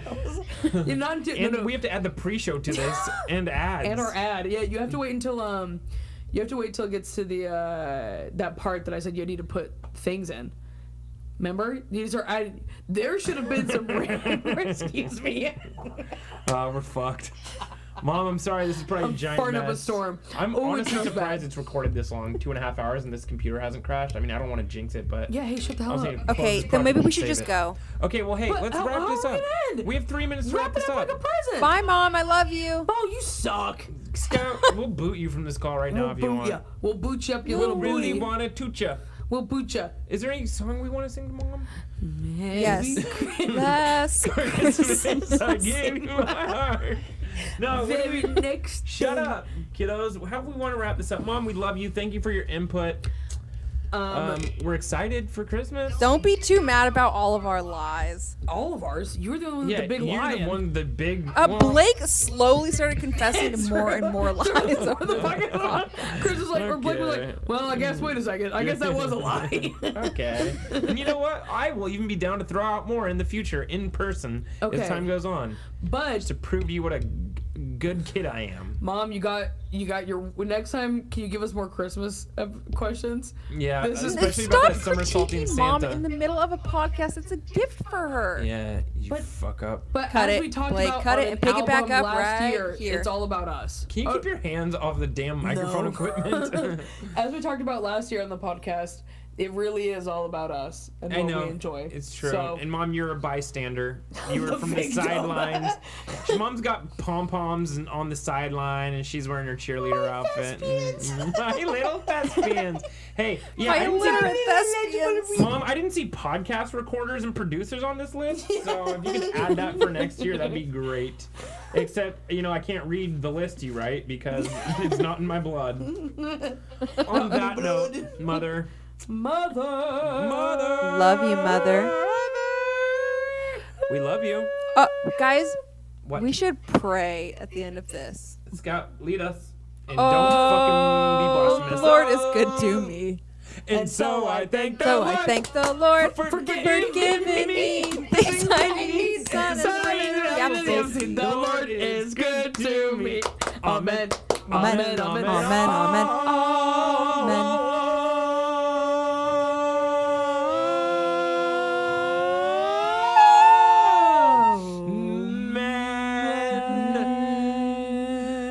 We love you, Mom. We'll see you next year. Bye. Merry Christmas. Bye. Merry Christmas, Bedford. All right. I stopped recording. Go fuck yourself. Bye. To Scout, not to Mom. Everyone. Mom too. Yeah. All right. Fuck it. Peace. Peace. Are you fine? I love you. Bye. We're good, guys. All right. I'm glad Scout's gone. All right. Hey, Mom. So this is me and Mackenzie. We just want to do a little wrap-up show. Yeah. Now that that bitch is gone, we can really get started. What were we saying earlier? Oh, yeah. I told you Scout didn't have shit to say about that stuff we talked about, Mackenzie. Man, my fart is bad. Yeah, and I still have to poop, like I was saying at the beginning of the show. Yeah, this is so gonna be we should rough. probably take care of that. Thank We? God's... I mean, if you're willing. I think that's a you problem. We'll see about that. Yeah, Scout surprisingly didn't have anything else to say. Yeah, also Scout surprisingly cannot keep a beat on the Lord is Good to Me song. She could not keep tempo there. Hey, she's not a musician. We're the musicians. That's a good point. Yeah, she's just the writer and the thespian. None No, of us we're the are thespians. readers. Yes, we are the thespians. Anyway, Mom, do you have anything our else to say? secret real message for you we wanted to say at the end was